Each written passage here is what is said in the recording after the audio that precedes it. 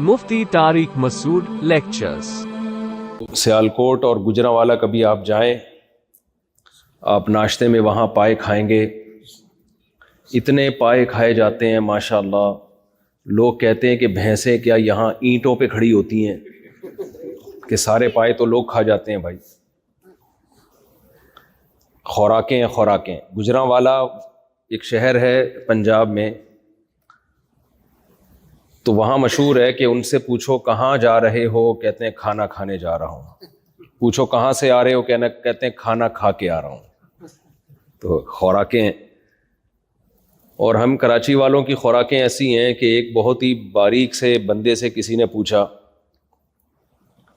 کہ یار یہ تمہاری صحت کا راز کیا ہے، بہت ہی بیچارہ باریک تھا، ایک دبلا ہوتا ہے ایک باریک ہوتا ہے، تو کہتے ہیں خوراکیں خوراکیں۔ کہتے ہیں کیا خوراک ہے؟ کہتے ہیں ایک چمچی دودھ نہار منہ گھٹا گھٹ پیتا ہوں۔ ٹھیک ہے، خیر یہ تو آپ سے تھوڑا سا ویسے ہی گپ شپ تھی، آپ کو گرم کرنے کے لیے، تاکہ آپ تھوڑا ایکٹیو ہو جائیں اور بیان کی طرف آپ دھیان دیں۔ میں نے جو قرآن مجید کی آیات آپ کے سامنے پڑھی ہیں، دیکھو اللہ تعالیٰ کا ہم پر بہت بڑا احسان ہے۔ یہ میں کوئی روایتی بات نہیں کر رہا، آپ کو کی اردو بھی تھوڑی سی یہاں لوگوں کی مجھے لگا کچھ تھوڑی سی کمزور ہے، کچھ گجراتی، انگلش، اردو، ہندی مکس چل رہا ہے، تو ایک نئی زبان وجود میں آ رہی ہے، تو کوئی بھی ایسا لفظ میں اردو کا تھوڑا گاڑھا استعمال کروں تو آپ مجھے بتا دینا یار یہ اس کا مفتی صاحب مطلب کیا ہے۔ سیالکوٹ والے تو میری پوری بات سمجھتے بھی ہیں، لیکن یہاں جو انڈین ہیں ان کو شاید دو چار الفاظ میں کوئی مشکل ہو۔ بیان سے پہلے میں ایک چھوٹی سی بات جو بڑوں کی بات ہے آپ تک پارسل کرنا چاہتا ہوں۔ اردو زبان سے اپنا رشتہ مضبوطی سے قائم رکھیں، اردو سے رشتہ ختم نہ کریں، کیونکہ دیکھو دنیا میں دو بڑی زبانیں ہیں جو اسلام کی زبانیں سمجھی جاتی ہیں۔ یہ تحقیق ہے، یہ مذاق نہیں ہے، یہ ایسی ہوائی فائرنگ نہیں ہے۔ دنیا میں اسلام کی سب سے بڑی زبان عربی ہے، اس کے بعد اسلام کی سب سے بڑی زبان اردو ہے۔ اب سب کے لیے عربی بول چال میں مہارت حاصل کرنا تو بڑا مشکل کام ہے، وہ جب تک اس ماحول میں آپ رہتے نہیں ہیں آپ عربی بولنے پر قادر نہیں ہوتے۔ ہم نے عربی کی بہت بھاری بھرکم کتابیں پڑھی ہیں، عربی گرامر کی اور عربی لٹریچر کی، لیکن بولنے کے لیے پریکٹس چاہیے۔ جب تک آپ اس ماحول میں کئی مہینے کئی سال نہیں گزارتے کہ آپ کے اٹھنے بیٹھنے والے سارے عربی بولتے ہیں، اس وقت تک آپ بول نہیں سکتے۔ یہ انگلش بھی آپ دیکھیں، ڈاکٹر پوری میڈیکل سائنس انگلش میں پڑھتے ہیں، امتحان دیتے ہیں، لیکن انگلش بول نہیں سکتے جب تک کہ وہ پریکٹس نہ کریں بولنے کی۔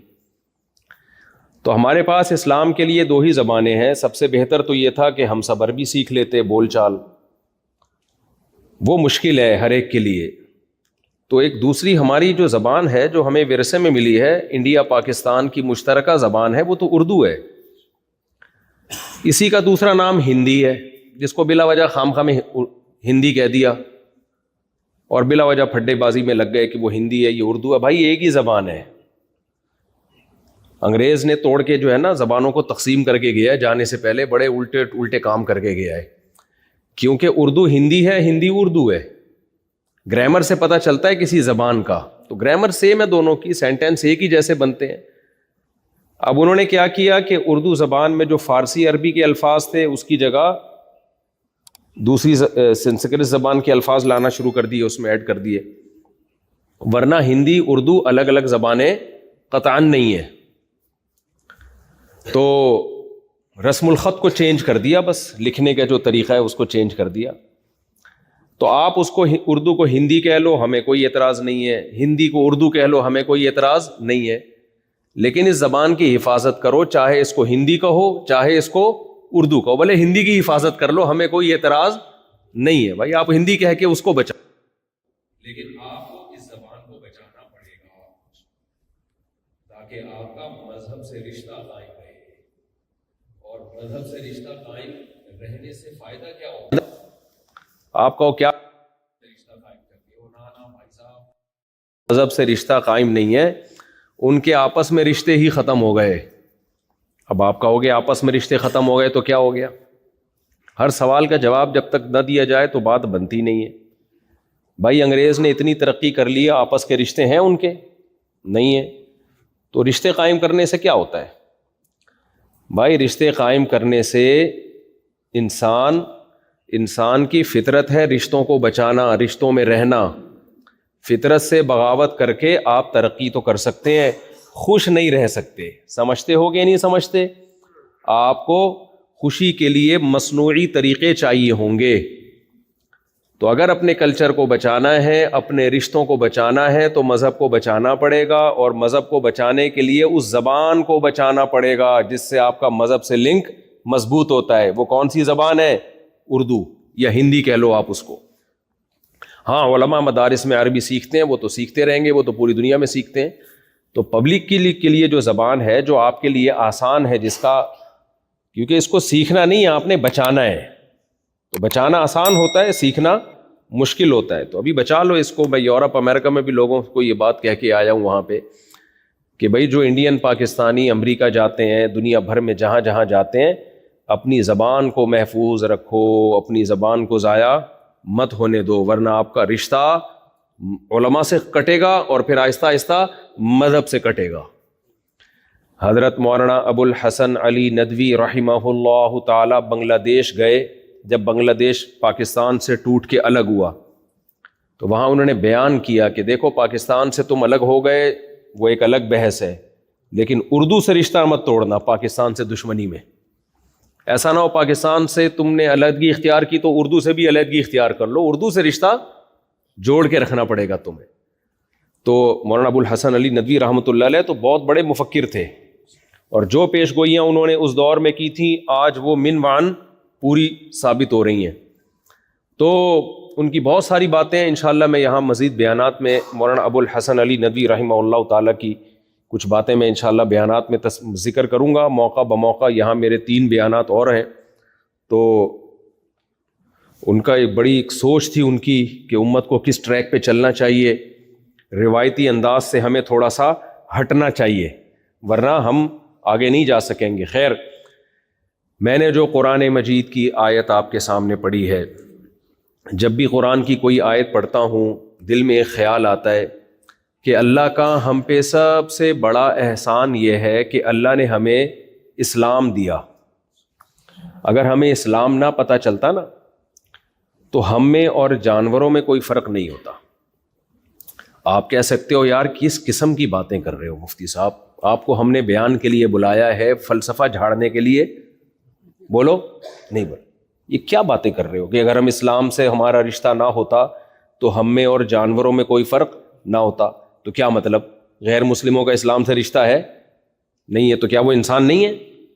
لوگ کہتے ہیں وہ تو ہم سے اچھے انسان ہیں، وہ تو ہم سے اچھے انسان ہیں. بھائی قرآن یہ کہتا ہے اولئک کالانعام بل ہم اضل. جو لوگ اللہ کو نہیں مانتے، اسلام کو نہیں مانتے، اللہ قرآن میں کہتے ہیں یہ لوگ چوپایوں کی طرح ہیں، جانوروں کی طرح ہیں. بل ہم اضل، بلکہ جانوروں سے بھی بدتر. پتہ ہے ہمیں اللہ کو نہ ماننے والے انسان کے بچے کیوں لگتے ہیں؟ آپ کہہ سکتے ہو ہمیں تو جو اللہ کو نہیں مانتے وہ اپنے سے زیادہ اچھے انسان نظر آتے ہیں. بہت دفعہ وہ ہمیں اس لیے لگتے ہیں کہ دنیا میں اچھائی اور برائی کو ناپنے کا ہر ایک کا پیمانہ اور معیار، کرائیٹیریا مختلف ہے.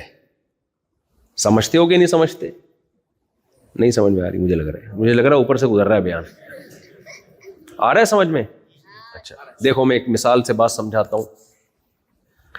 آپ کی بیوی والی مثال بہت اچھی طرح سمجھ میں آتی ہے.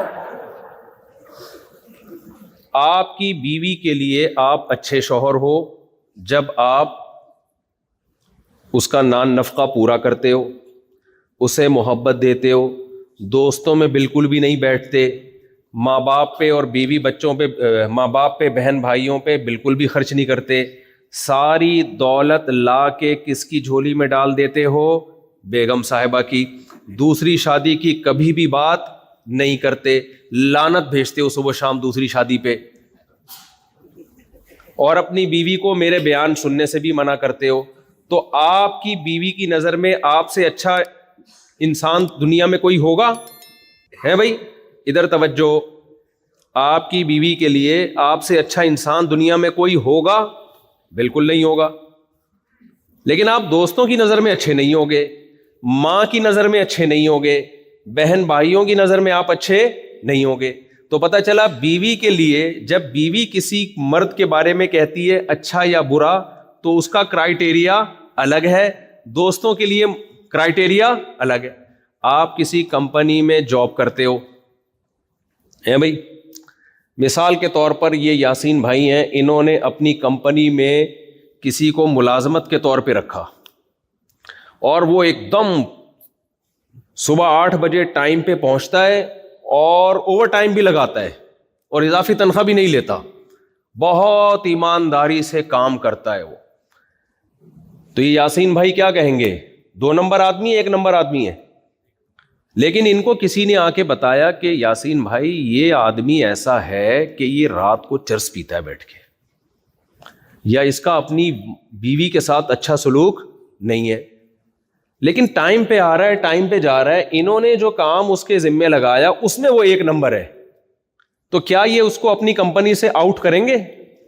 ہے بھائی، ایک دن پینٹ میں دیکھا تو سگریٹ کے ڈبے نکلے، گٹکے نکلے، بھائی یہ بولیں گے یار یہ گٹکا کھائے، سگریٹ پیے، میرا لینا دینا کیا ہے؟ میں نے اپنی کمپنی کے لیے ایک بندہ رکھا تھا، اس میں یہ معیار میں بولو پورا اترتا ہے، میں اس کو کبھی، بلکہ میں اس کی تنخواہ اگلے مہینے سے ڈبل کرنے والا ہوں۔ یہی ہوگا کہ نہیں ہوگا؟ تو پتا چلا کہ کمپنی جب کسی جو اپنے ملازمین ہوتی ہے، کمپنی کے لیے ان ملازمین کے اچھے اور برے ہونے کا جو کرائیٹیریا ہے، جو معیار ہے، وہ بالکل ڈیفرنٹ ہے۔ سمجھ میں آ رہی ہے بات کہ نہیں آ رہی ہے؟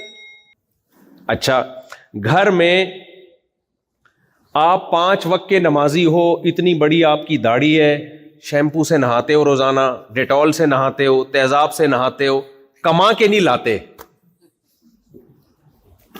آپ کما کے نہیں لاتے،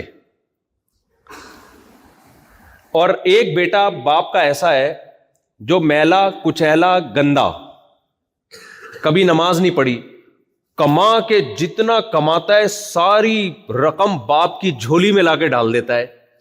باپ کی نظر میں صاف ستھرا اچھا ہے یا گندا میلا اچھا ہے؟ بولو، جو گندا میلا ہے نا، ابا کہے گا مجھے تیرے شیمپو کی کوئی ضرورت نہیں ہے۔ تو باپ کی نظر میں اچھائی اور برائی کا معیار اور کرائیٹیریا وہ کیا ہے؟ وہ ڈیفرنٹ ہے۔ یورپ امریکہ میں اچھا شہری، اچھا سٹیزن کس کو سمجھا جاتا ہے؟ جو قانون کو نہیں توڑے اور ٹیکس ٹائم پہ دے، اماں کو اولڈ ہاؤس میں جمع کرا دے بڑھاپے میں، ابا کو اولڈ ہاؤس میں جمع کرا دے، اس کا اچھے سٹیزن شپ ہونے سے ان کی نظر میں کوئی تعلق نہیں ہے۔ 18 سال کا بچہ ہو کے ابا کو ٹاٹا کر کے نکل جائے، اماں کو ٹاٹا کر کے نکل جائے، تو بھی وہ سٹیزن، اچھا سٹیزن ہے، وہ اچھا شہری ہے، وہ بشرطے کہ ٹیکس ٹائم پہ دے۔ اور اگر کوئی وہ سائنسی ایجاد کرے گا تو اس کو پرائز بھی ملے گا، انعام بھی ملے گا، ایوارڈ بھی ملے گا۔ اس ایوارڈ میں یہ تھوڑی دیکھا جاتا ہے کہ یہ اپنے ابا کے پاؤں دباتا ہے یا ابا کے پاؤں نہیں دباتا، اس نے اپنی ماں کا علاج کرایا تھا یا ماں کا علاج نہیں کرایا تھا، اس کا بیوی کے ساتھ اچھا سلوک ہے یا اچھا سلوک نہیں ہے۔ تو پتا چلا بھائی، اسٹیٹ جب لوگوں کو دیکھتی ہے تو اسٹیٹ کی نظر میں اپنی عوام اور اپنے شہریوں کو اچھا اور برا کہنے کا معیار وہ مختلف ہے۔ سمجھ میں آ رہی بات کی نہیں آ رہی؟ دوست جب دیکھتے ہیں نا کہ یہ اچھا دوست ہے یا برا دوست، تو وہ یہ دیکھتے ہیں کہ کھانا جب ہم ہوٹل میں جا کے کھاتے ہیں تو یہ کھاتا ہی رہتا ہے یا کبھی پیسے بھی دیتا ہے۔ اگر آپ دوستوں کی گیدرنگ میں جاتے ہو، جب بھی کھانا کا آرڈر کرنے کی باری آتی ہے تو آپ آگے آگے ہوتے ہو۔ ہمارے ایک جاننے والے تھے، جب بھی ہم کہیں ہوٹل میں جاتے اکٹھے کھانے کے لیے تو وہ آرڈر وہ ایسے دے رہے ہوتے تھے جیسے آج انہوں نے دعوت کی ہے۔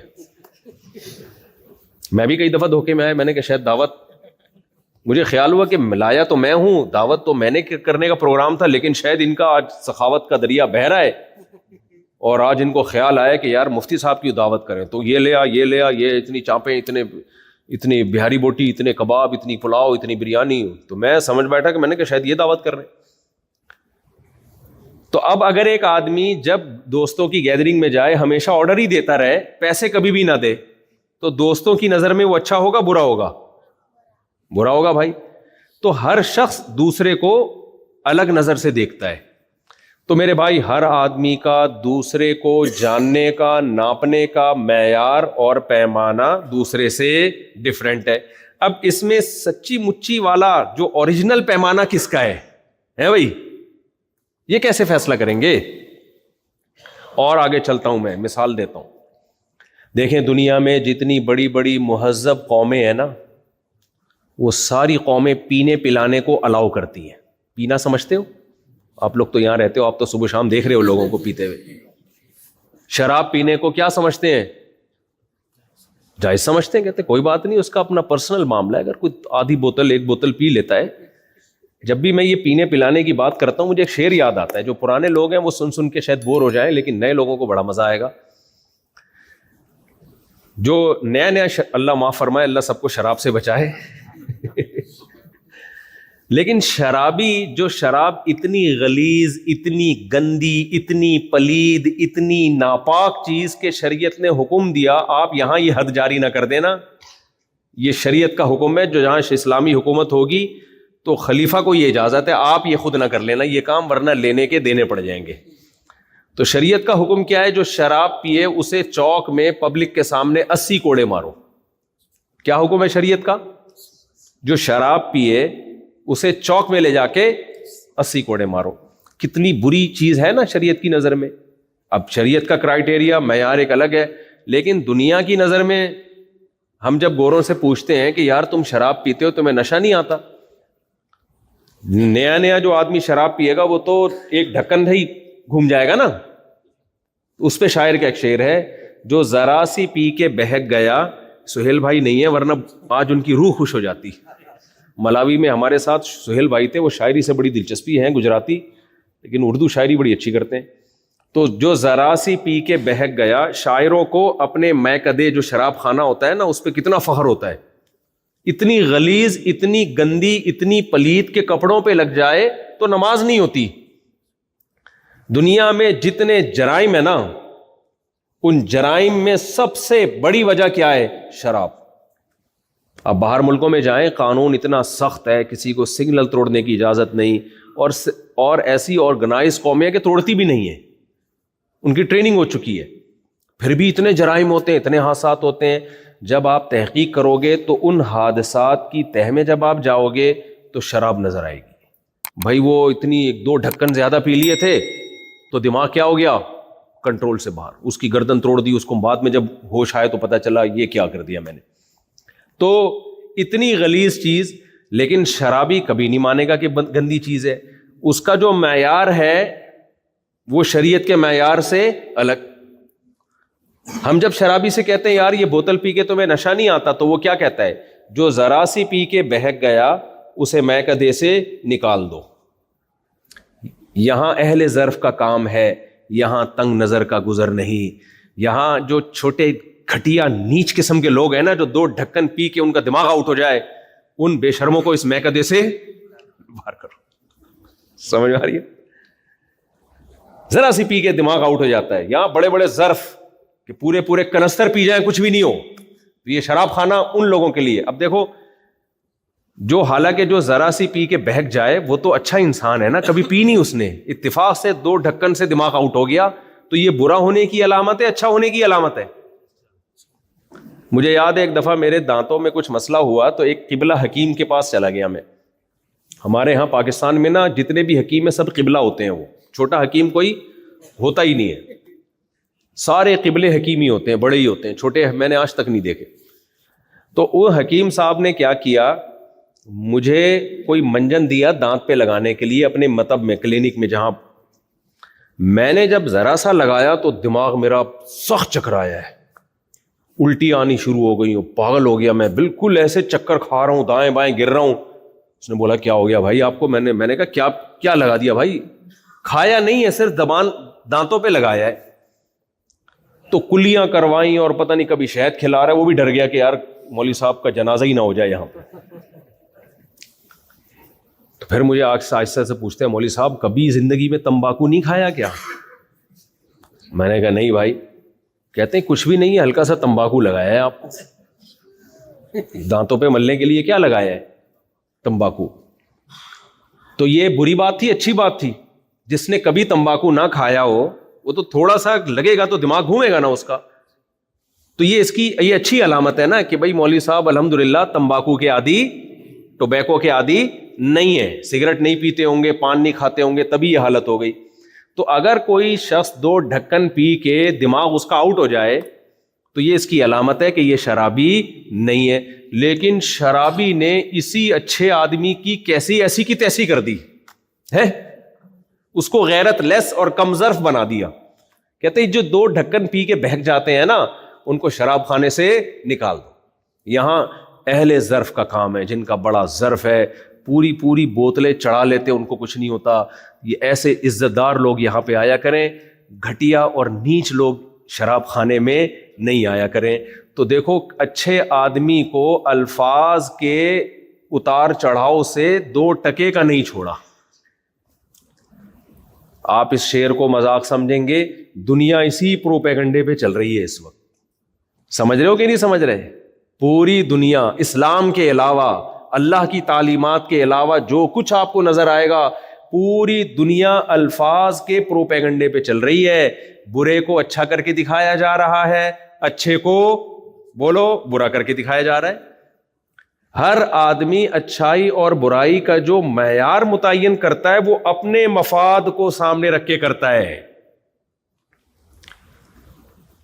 अपने मफाद को सामने रख के। ये जो कमजर्फ है ना, कमजर्फ को यहां से निकाल दो। इस पे एक छोटा सा चुटकुला भी मुझे याद आया। एक हथनी थी, हाथी की जो मादा होती है ना, एलिफेंट, उसकी जो फीमेल होती है, उसको चूहे ने प्रपोजल भेजा शादी के लिए। समझ रहे?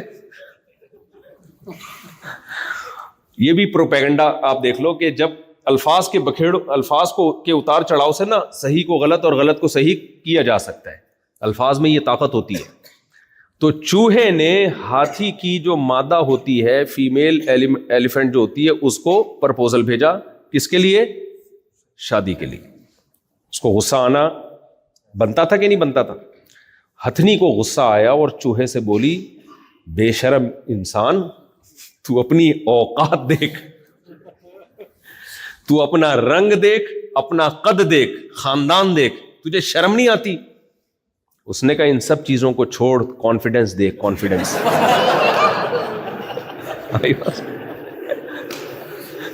एक तो पॉजिटिव चीज है ना मेरे अंदर, वो क्या है? कॉन्फिडेंस। तो वाकई कॉन्फिडेंस तो था। एक चूहा जो है ना, उसने, हाथी नहा रहा था उसमें तालाब में। चूहे ने हाथी से बोला, यार 2 मिनट का काम है, जरा बाहर आना। वो दरिया में नहा रहा था हाथी। तो हाथी ने बोला, भाई मैं बाहर निकलूंगा पूरे तालाब दरिया से, मेरे लिए आसान नहीं है, मैं हाथी हूं, तू तो गुड़ी करके जाता है, ऐसे करके बाहर आ जाता है, बहुत टेंशन होगी, काम बता। कह रहे नहीं काम नहीं, बहुत जरूरी काम है, बाहर आए। वो बेचारा इतनी मुसीबत से हाथी दरिया से बाहर निकला, चूहे से बोला बता क्या काम है। चूहा कह रहा है बस कुछ नहीं, मैं देख रहा था मेरा अंडरवेयर पहन के तो नहीं नहा रहा कहीं तू। ये भी क्या है? कॉन्फिडेंस। खैर, तो आज दुनिया ने क्या किया है? अल्फाज के उतार चढ़ाव से, अल्फाज के घुमा फिरा के ना, अच्छे को बुरा करके दिखा दिया और बुरे को अच्छा करके दिखा दिया। जैसे शराब दुनिया में जराइम का सबसे बड़ा जरिया, लेकिन शराब पे आप शायरी सुनो तो आप हैरान हो जाओगे, ऐसा लगेगा शराब से अच्छी दुनिया में कोई चीज है ही नहीं। तो मैं यह कर रहा था, देखो बाहर की दुनिया ने क्या किया, उनके यहां कोई शराब पीता हो तो भी बुरा नहीं है, ठीक है ना, ड्रग्स लेता हो तो भी बुरा नहीं है। बाज मुल्कों में तो नशा लीगल है, आप पिए बैठ के, आप दुकानों पे मिल रहा है, आप बैठे, वो कहते हैं वो अच्छा शहरी है बशर्ते कि वो टैक्स देता हो, वो चर्स पीता हो, चर्स का टैक्स दे रहा हो अगर वो, तो बहुत अच्छा इंसान है वो। तो अब सवाल पैदा होता है मेरे भाई कि हमको पता कैसे चलेगा कि इनमें अच्छा कौन है बुरा कौन है? یہ سوال پیدا ہوتا ہے کہ نہیں ہوتا؟ یار یہ دنیا میں ہر قوم کا معیار دوسروں سے ڈفرینٹ، ہر کلچر کا معیار دوسروں سے الگ. یا تو ہمارے پاس ایک راستہ ہے کہ ہم اس بحث میں ہی نہ پڑیں اچھا کیا ہے برا کیا ہے، جان ہی چھڑا لیں. کیا کرنا ہے ابے اچھے برے کا؟ کرنا کیا ہے؟ ہم نے جان چھڑا لیں یار.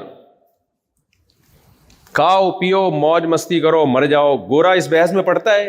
گورا کہتا ہے ٹیکس دو، ٹائم پہ اپنا پیسہ ویسا کماؤ، تھوڑا گھومو پھرو عیاشی کرو مر جاؤ. اور وہ کہتا ہے بھائی ہر ایک قوم کا کلچر. میں آسٹریلیا میں تھا تو ایک گورا میرے ساتھ جہاز میں بیٹھا ہوا تھا، تھوڑی ہماری ہلکی پھلکی گپ شپ ہو گئی. تو مجھے بڑی فکر تھی ان کی نا فیملی سسٹم کیسا چلتا ہے گوروں کا. تو میری جب بحث ہوئی تو اس نے بولا کہ یہ آپ لوگ کا جو فیملی سسٹم ہے اور یہ نکاح وکاح یہ کلچر ہے آپ لوگوں کا. تو کلچر ہے، یہ کلچر میں ڈفرینس ہوتا ہے. کسی قوم کا کلچر الگ ہوتا ہے، کسی قوم کا کلچر الگ ہوتا ہے. حالانکہ ہمارا کلچر نہیں ہے بھائی، یہ ہمارا مذہب ہے. ہم رمضان کے روزے کلچر کی پاگل ہے کوئی؟ صبح سے لے کے رات تک کلچر کی وجہ سے بھوکا پیاسا رہے گا؟ دماغ خراب ہے کیا؟ میرے ابا اگر 1 مہینہ روزہ رکھتے تھے تو میں ابا کی وجہ سے اگر 1 مہینہ بھوکا پیاسا رہوں تو میں سمجھتا ہوں کہ میرے لیے کم از کم ایسا ممکن نہیں ہے.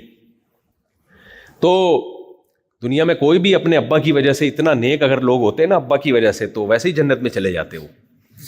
اتنا ابا کو کون آج کل مانتا ہے کہ ابا چونکہ 1 مہینہ روزہ رکھتے تھے تو 1 دن رکھے گا 2 دن رکھے گا، اس کے بعد بولے گا بھائی ابا یہ آپ ہی کی ہمت تھی، ہم یہ کام نہیں کر سکتے. تو بات گھوم پھر کے یہاں آتی ہے کہ بھائی ہمیں ضرورت کیا ہے یہ جاننے کی کہ اچھا کیا ہے برا کیا ہے. چھوڑو چلتے رہو، نا نا نا نا نا نا. یہ ضرورت اس لیے ہے کہ اللہ تعالیٰ نے موت کے بعد ایک زندگی رکھی ہے. اگر وہ نہ ہوتی نا پھر تو مزے تھے. میں افریقہ میں ہی ٹھہر جاتا ہی نہیں واپس. میں کہتا میرے بیوی بچے وہاں، میں اکیلا، سب کو ساری میری ارننگ ان پہ خرچ ہو رہی ہے. ابھی کم وقتوں منہ سے نکلتا رہ گیا استغفر اللہ. ساری میری ارننگ کس پہ خرچ ہو رہی ہے؟ 90% تو میرے بچے کھا جاتے ہیں، 19.25 تو یہ کھا جاتے ہیں، گھر والے کھا جاتے ہیں. میرے لیے کیا بچے گا؟ تو میرے پاس تو بہترین موقع ہے بھائی. ساؤتھ افریقہ آیا ہوں، امریکہ بھی گیا تھا، کینیڈا بھی گیا تھا، وہاں گزارتا لائف انجوائے کرتا. وہاں تھوڑے سے بھی وہاں کے ڈالر ہمارے پاکستانی کرنسی سے بہت زیادہ ہیں. کیا خیال ہے؟ ہر طرح کی عیاشی ہے بھائی. دنیا جاؤ، عیاشی کے دروازے کھلے ہوئے ہیں آپ کے لیے. تبھی جو ایتھیس ملحد لوگ ہیں وہ کہتے ہیں مذہب انسان کو پابندیوں میں جکڑ دیتا ہے، اور ایسے یہ مولویوں نے اتنی ڈپریشن پھیلائی ہوئی ہے کہ یہ کرو گے تو جہنم کی آگ میں جلو گے.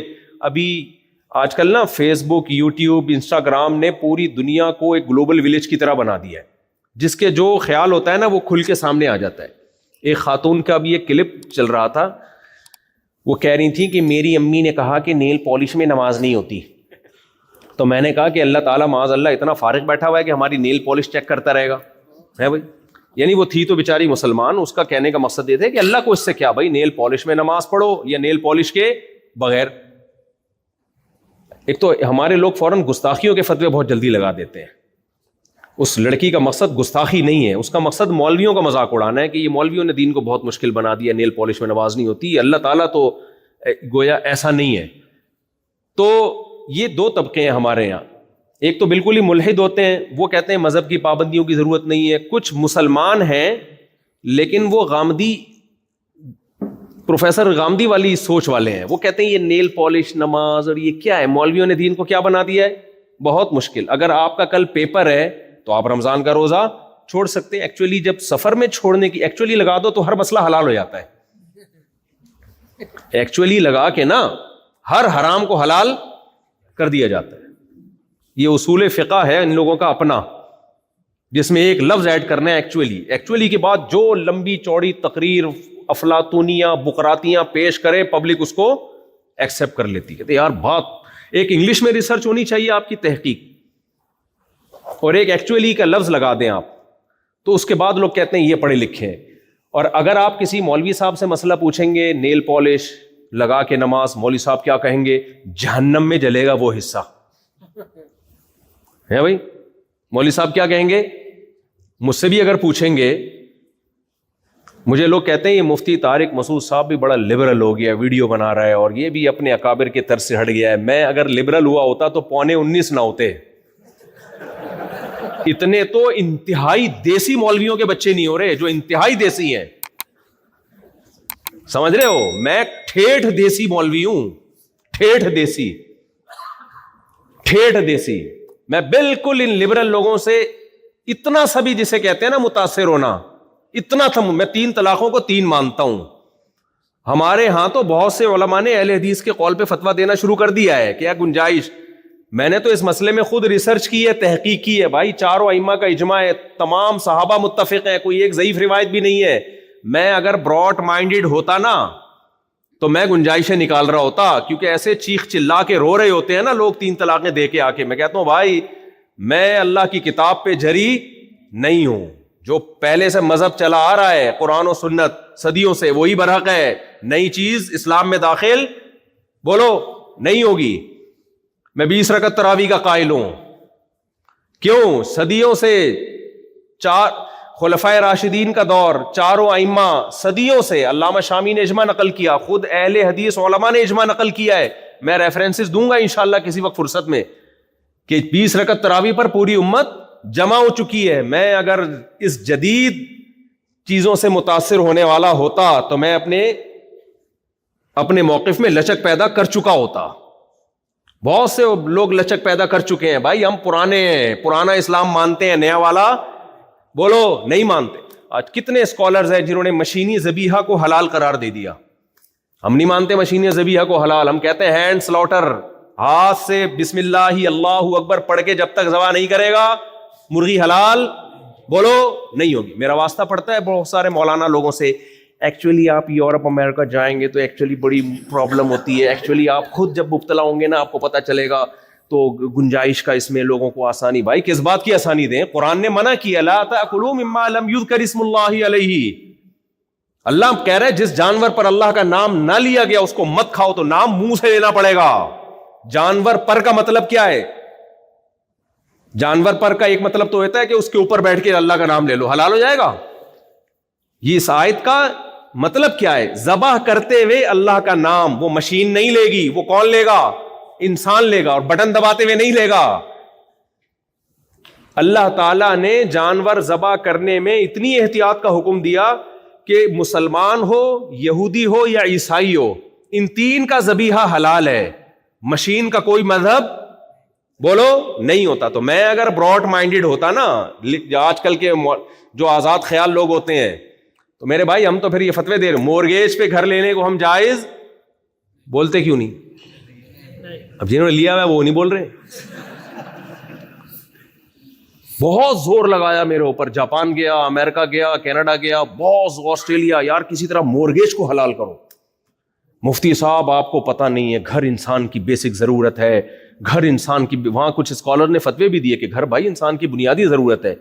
تو میں ان سے کیا کہتا ہوں, گھر یقیناً بنیادی ضرورت ہے, ذاتی گھر بنیادی ضرورت بولو نہیں ہے.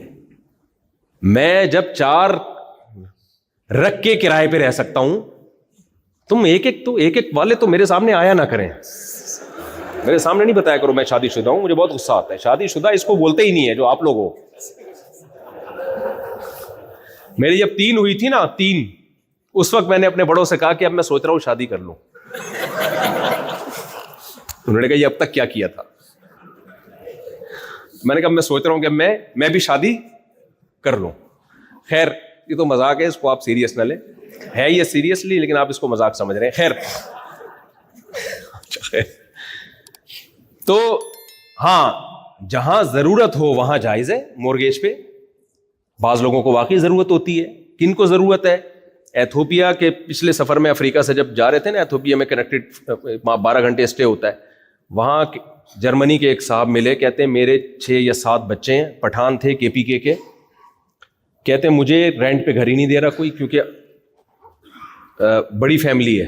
اب جب گھر نہیں مل رہا تو پھر مجبوری ہے بھائی آپ مورگیج پہ گھر لے سکتے ہو, کیونکہ آپ روڈ پہ تھوڑی سو گے, آپ فٹ پاتھ پہ تھوڑی سو گے, تو وہ مجبوری ایک الگ مجبوری ہے. تو اس لیے میرے بارے میں پہلے تو یہ سمجھ لیں کہ میں ماڈرن مولانا نہیں ہوں. ہاں جتنی اسلام نے اجازت دی ہے اس اجازت سے فائدہ اٹھایا جائے گا. اور دوسری بات یہ کہ مولانا ابو الحسن علی ندوی رحمہ اللہ تعالی اس کے قائل تھے کہ اس وقت علماء کو روایتی انداز سے ہٹ کے کام کرنا پڑے گا. وہ بھی ہمارے اکابر ہی تھے میرے بھائی, جو ہمیں لوگ کہتے ہیں اکابر کے طرز سے ہٹ گئے ہو, وہ کیا کوئی اور تھے کیا, کسی اور کے مذہب کے تھے کیا ہو؟ تو ان کی ایک سوچ تھی. آپ ذرا ان کی کتابیں پڑھیں تو تھوڑا سا دیکھو, مقاصد پہ سمجھوتا نہیں ہو سکتا. مقاصد تک پہنچنے کے لیے جو ذرائع ہیں ان میں بے تحاشا لچک پیدا کرنی چاہیے. کوئی ٹرین سے جائے, کوئی جہاز سے جائے, کوئی کشتی سے جائے, کوئی پیدل جائے. یہ نہیں کہ ٹرین سے ہمارے بزرگ گئے تھے تو ہم نے بھی کس سے جانا ہے, ٹرین سے ہی جانا ہے. وہ گدھے پہ بیٹھ کے گئے تھے تو ہم نے بھی کس سے جانا ہے. پھر چپ ہو گئے آپ, جملہ تو کمپلیٹ کیا کرو میرے بھائی. بھائی ایک ہدف ہے, آپ نے یہاں سے کیپ ٹاؤن جانا ہے, یہ ہدف ہے. تو جو سوٹیبل طریقہ ہوگا وہاں پہنچنے کا وہ طریقہ اختیار کرو گے. یہ نہیں کہو گے کہ میرے بزرگ چونکہ ٹرین سے گئے تھے تو میں بھی کس سے جاؤں گا, ٹرین سے ہی جاؤں گا. اور بھائی تمہیں اگر جہاز کا ٹکٹ مل رہا ہے تو جہاز سے چلے جاؤ, گاڑی سے جا سکتے ہو گاڑی سے چلے جاؤ. ہم ذرائع کو پکڑ کے بیٹھ گئے ہیں, مقاصد پہ سمجھوتا کر رہے ہیں, تو یہ غلط ہے. مولانا ابو الحسن علی ندوی رحمہ اللہ کی جو باتیں تھیں ان کا حاصل یہی ہے کہ مقاصد پہ, مقصد دین کی خدمت ہے, اور جو فرائض واجبات ہیں ان میں کمپرومائز نہیں ہوگا. لیکن اس مقصد تک پہنچنے کے لیے میرے بھائی سیاست میں بھی آنا پڑے گا آپ کو یونیورسٹیاں بھی بنانی, بولتے کیوں نہیں, چپ بیٹھے ہوئے ہو, بنانی پڑیں گی. آپ کو مدرسے بھی بنانے پڑیں گے, ساتھ ساتھ اسکول کالج بھی بنانے پڑیں گے. دین کے ساتھ آپ کو دنیاوی تعلیم میں بھی آگے بڑھنا پڑے گا, ورنہ آپ اس خوش فہمی میں نہ رہیں کہ ہم ماشاءاللہ اتنے اسٹرانگ ہیں یہاں پہ ہمارا بزنس. میرے بھائی جس دن حکومت نے آنکھیں پھیر لی, اللہ وہ دن نہ لے کر آئے, تہس نہس کر دیں گے 2 منٹ میں آپ کو. تو آپ کو یہاں گورنمنٹ سے اچھا ریلیشن بولو بنانا پڑے گا. اور یہ بھی آپ کو بتا دوں, ہم تو بھگت رہے ہیں پاکستان میں, آپ اگر گورنمنٹ سے اچھا ریلیشن بناؤ گے قوم کے فائدے کے لیے, درباری ملا کا خطاب آپ کو دیا جائے گا تو آپ نے اس کی پرواہ نہیں کرنی. سمجھتے ہو کہ نہیں سمجھتے؟ پاور کس کے پاس ہوتی ہے؟ گورنمنٹ کے پاس ہوتی ہے. یوسف علیہ الصلوۃ والسلام, بیان کا میرا ٹاپک تھوڑا سا چینج ہو رہا ہے لیکن جلدی سے میں لاتا ہوں دوبارہ, یہ اہم بات ہے, یہ کرنی ہے ضروری. یوسف علیہ الصلوۃ والسلام جو تھے مصر میں, جب یوسف علیہ السلام نے خواب کی صحیح تعبیر بتائی جیل میں, پورا واقعہ بتانے کی ضرورت نہیں ہے, تو بادشاہ خوش ہوا. بادشاہ نے یوسف علیہ السلام کو بلایا اور بادشاہ نے یوسف علیہ السلام کو آفر کی, انک الیوم لدینا مکین امین. بھائی مانگیے, کیا مانگتے ہو؟ آپ نے صحیح تعبیر بتائی ہے, آپ نے مصر کو تباہ ہونے سے بچایا, تو اب بتاؤ کیا مانگتے ہو؟ حضرت یوسف علیہ السلام یہ بھی کہہ سکتے تھے کہ مجھے ایک مدرسہ بنانا ہے, مجھے ایک زمین دے دی جائے. دیکھو مدرسوں کے مخالف نہیں ہوں میں, مدرسہ تو میں بھی تو مدرسے کا فارغ ہوں. اگر مدرسے نہ ہوتے تو میں آج آپ کے سامنے بیٹھا ہوتا. اس سے مدرسوں کی اہمیت کم کرنا مقصد نہیں ہے, بتانا یہ مقصد ہے. مدرسے کے علاوہ بھی کسی اور ٹریک پہ بھی چلنا پڑے گا آپ کو. تو یوسف علیہ الصلوۃ والسلام کہہ سکتے تھے کہ مجھے ایک بہت بڑی مصر میں زمین دے دیں, میں وہاں مدرسہ بناؤں گا, اللہ رسول اللہ کی تعلیمات اور اپنے والد یعقوب علیہ السلام کی تعلیمات کو دنیا میں, یا ابراہیم علیہ السلام کی تعلیمات کو دنیا میں عام کروں گا. کہہ سکتے تھے کہ نہیں کہہ سکتے تھے؟ بادشاہ بنا دیتا نا, سونے کا مدرسہ بنا کے دیتا آپ کو. کہتے مجھے 3000 مسجدیں بھی چاہیے, کہہ سکتے تھے کہ نہیں کہہ سکتے تھے؟ لیکن یوسف علیہ السلام نے عہدہ مانگا.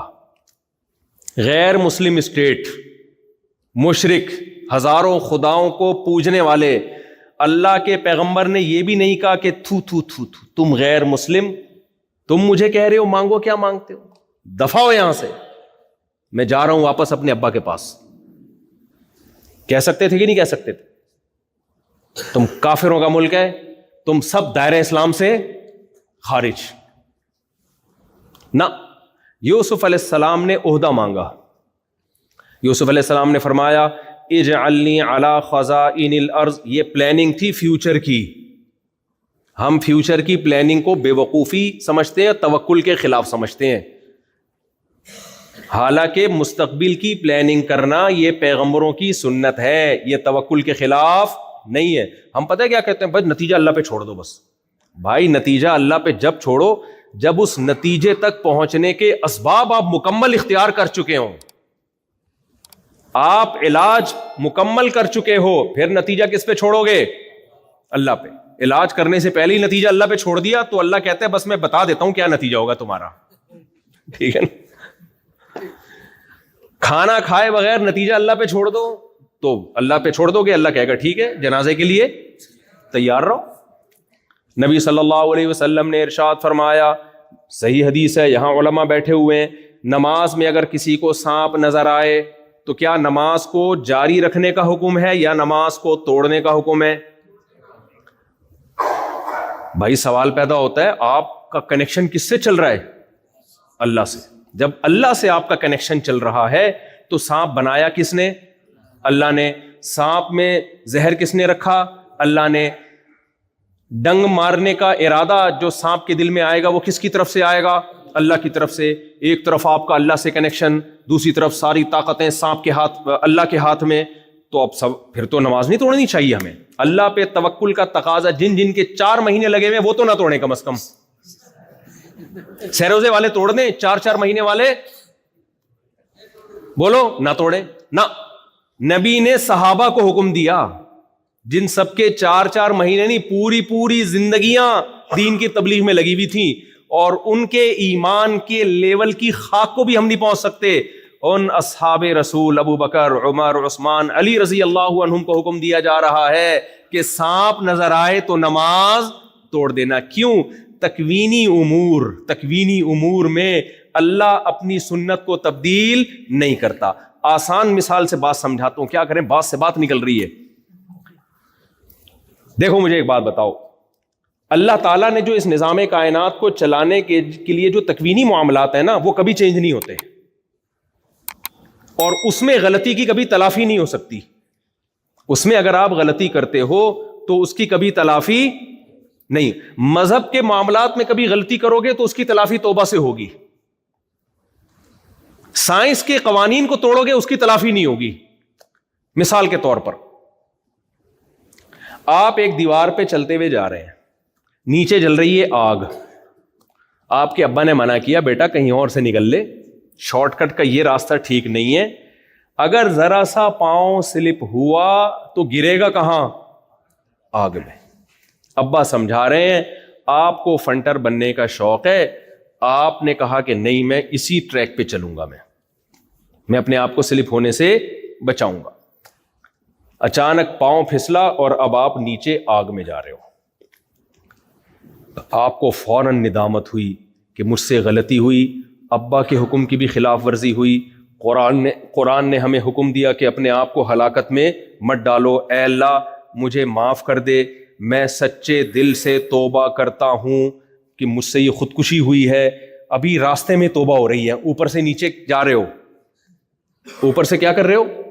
بولو، نیچے کی طرف اسپیڈ کے ساتھ جا رہے ہو۔ سمجھو بہت اوپر سے گر رہے تھے کہ راستے میں یہ سوچنے کا ٹائم مل گیا آپ کو۔ مثال پر تو گورنمنٹ کی طرف سے کوئی اور اگر کسی کا خیال ہے کہ نہیں اتنا ٹائم نہیں تو تھوڑا اور اوپر کر لو اس کو، صحیح ہے نا؟ ایسا نہ آپ بات بولے یار یہ مفتی صاحب مثالیں کیسے، بھائی آپ ہائٹ پر لے جاؤ اس کو، تو ہم کوئی ابھی کوئی ہمارا خرچہ تھوڑی آ رہا ہے اس مثال میں، ٹھیک ہے؟ بہت اوپر سے گرا ہے، اتنا اوپر سے گرا کہ آگ تک پہنچنے میں اس کو توبہ کا ٹائم مل گیا، اور اس نے سچے دل سے توبہ کر لی۔ کیا اللہ اس کی توبہ قبول کرے گا؟ بولو، کرے گا۔ اس کا یہ جرم معاف ہو جائے گا۔ ہر جرم کی توبہ اللہ قبول کرتا ہے، گناہ نہیں ملے گا اس کو۔ لیکن کیا اس توبہ کا یہ اثر ہوگا کہ اب اس کو غلطی پہ ندامت ہو گئی ہے تو ریورس ہو جائے گی؟ ہے نہ، گرے گا آگ میں اور جلے گا۔ جو غلطی جو اس نے مذہب کے قانون کو توڑا، اس قانون کو توڑنے کی تلافی توبہ سے ہو گئی، لیکن فطرت کے قانون کو جو توڑا اس کی تلافی توبہ سے نہیں ہوگی۔ اس سے پتہ چلا میرے بھائی کہ اگر مذہب کو توڑ دیا جائے توبہ کا آپشن ہے، ایسا نہیں کہ توڑنا شروع کر دیں. میں ایک مثال دے رہا ہوں, فطرت کے قانون کو اگر توڑو گے تو اس سے جو نقصان ہوگا وہ ریورس بولو نہیں ہو سکتا. 100 انسانوں کو ایک شخص نے قتل کیا تھا, 100 انسانوں کو. اس نے اللہ کے دربار میں توبہ کی, اللہ نے اس کی توبہ کو قبول کیا, لیکن وہ 100 مرے ہوئے زندہ نہیں ہو گئے اس سے. سمجھتے ہو کہ نہیں سمجھتے ہو؟ دیکھو کسی نے خودکشی کی اور اتفاق سے مرا نہیں. وہ ہمارے ہاں ایک دفعہ پاکستان اور کراچی میں نا فدائی حملے بہت ہو رہے تھے. یاد ہوگا آپ کو, کراچی میں وہ خود بم دھماکے سے اڑا دیا, فلانے کو اڑا دیا, کچھ غلط گائیڈنس بھی ہو رہی تھی لوگوں کی. تو اس پہ کسی نے ایک شعر کیا لطیفہ کہ ایک آدمی کو کسی نے بتایا کہ تو فلاں فرقے کے مولانا کو جا کے فدائی حملے میں اڑائے گا تو حوریں ملیں گی تجھے, مرتے ہی کہاں چلا جائے گا, جنت میں, اور حوریں ملیں گی. تو وہ جا کے کہیں اس نے اڑایا, اتفاق سے مرا نہیں, بے ہوش ہو گیا وہ. اب بے ہوش ہوا تو پولیس والے اٹھا کے لے گئے کہ ابھی اس کی پھینٹی لگاتے ہیں, پہلے ہوش میں تو آئے. اچھا وہ سمجھ رہا تھا کہ میں مر چکا ہوں. جب ہاسپٹل میں اس کی بے ہوشی سے آنکھ کھلی تو کالی کالی نہ کچھ نرسیں کھڑی ہوئی تھی دائیں بائیں, کالی کالی نرسیں. تو اس کی جیسے ہی آنکھ کھلی ایک دم نرس کا ہاتھ پکڑا, کہتا ہے باقی حوریں کدھر ہیں, باقی حوریں کہاں. تو میں یہ عرض کر رہا تھا, فطرت کے قانون کو توڑو گے تو اس کی تلافی نہیں. خودکشی کی اور بچ گئے, توبہ کرو گے اللہ توبہ قبول کرے گا. بعض دفعہ اللہ معاف فرمائے لوگ اپنے آپ کو جلا دیتے ہیں. ایسے کیس میرے سامنے آئے کہ جلا دی اپنے آپ کو خودکشی کی نیت سے, مرے نہیں, اس وقت نہیں مرے, یعنی ہاسپٹل میں جا کے جب ہوش آیا تو توبہ کی اللہ سے سچے دل سے کہ اللہ معاف کر دے, اور گڑ گڑائے کہ ہم سے غلطی ہوئی ہے. یہ اللہ کی رحمت تھی, اللہ نے ان کو توبہ کی مہلت. تبھی تو خودکشی اتنا بڑا جرم ہے کہ یہ واحد جرم ہے جس میں توبہ کی مہلت ہی نہیں ملتی, کیونکہ یہ جرم ہی اپنے آپ کو مارنا ہے. تو مرنے کے بعد تو توبہ کا دروازہ بند ہو گیا, اس لیے یہ تو عام گناہوں سے زیادہ بڑا گناہ ہے. لیکن وہ نہیں مرا تو اس کو موقع مل گیا, تو توبہ اس نے کی, لیکن زخم اتنے ہو چکے تھے کہ زندہ نہیں رہا. تو اس سے کیا پتا چلا بھائی, اللہ توبہ تو قبول کر لے گا, لیکن فطرت سے جو بغاوت کی ہے, فطرت جو انتقام لیتی ہے, جو تھپڑ لگاتی ہے, وہ ریورس بولو نہیں ہو سکتا. تو مسلمان کو اس وقت اسباب اختیار کرنے پڑیں گے دنیا میں ترقی کے لیے, اپنی بقا کے لیے. روایتی طریقے سے جو ہم چل رہے ہیں وہ بھی ضروری ہے, لیکن وہ کافی نہیں ہے. میں یوسف علیہ السلام کی مثال دے رہا تھا, آپ لوگ تھکے تو نہیں ہے نا. یوسف علیہ السلام کی پلاننگ تھی فیوچر کی. مصر میں یوسف علیہ السلام کہہ سکتے تھے بھائی مجھے مدرسہ بنا دو, مجھے مسجد بنا دو. یوسف علیہ السلام نے کہا نا نا نا, میرے پاس مصر کی حکومت آئے گی تو سب چیزیں بن جائیں گی. کیا خیال ہے؟ اب اس کے لیے یوسف علیہ السلام کے پاس 2 راستے تھے, یا تو بلاتے اپنے بھائیوں کو مصر پہ اٹیک کرو, کیا خیال ہے بھائی, اعلان بغاوت. تو اس سے کیا بغاوت ہو جاتی؟ بھائی شریعت نے ہمیں اسباب کا مکلف بنایا ہے. گراؤنڈ ریئلٹی کیا کہہ رہی ہے؟ پوری اسٹیٹ ہے ایک طرف, آپ یہاں کھڑے ہوگے تو کون مرے گا؟ آپ کو نقصان ہوگا, ان کا کچھ بھی نہیں جائے گا. یوسف علیہ السلام نے کیا کیا, مصر کی جو 100% غیر مسلموں کی حکومت تھی, اس حکومت کو فیور دینا شروع کیا. اس قوم کے بارے میں بھلا سوچنا شروع کیا کہ اس قوم کو قحط سے بچایا جائے. کیا ہے وہ؟ تزرعون 7 سنین دأبا فما حصدتم فذروه في سنبله الا قليلا مما تحصنون. فرمایا دیکھو قحط آنے والا ہے, غیر مسلم اسٹیٹ کو تباہی سے بچانے کے طریقے بتا رہے ہیں, غیر مسلم اسٹیٹ کو اکنامکلی مضبوط ہونے کے, آپ لوگ جملہ مکمل کر دیا کریں, غیر مسلم اسٹیٹ کو اکنامکلی اسٹرانگ کرنے کے طریقے بتا رہے ہیں. کیسے؟ بھائی دیکھو قحط آنے والا ہے تو تم نے سارا کھانا نہیں ہے, بچانا ہے. تو جب بادشاہ خوش ہوا نا اس خواب کی تعبیر پہ کہ یار یہ تو ہمارے ملک کو تباہی سے بچا لیا انہوں نے, ہمارا تو بیڑا غرق ہو جانا تھا.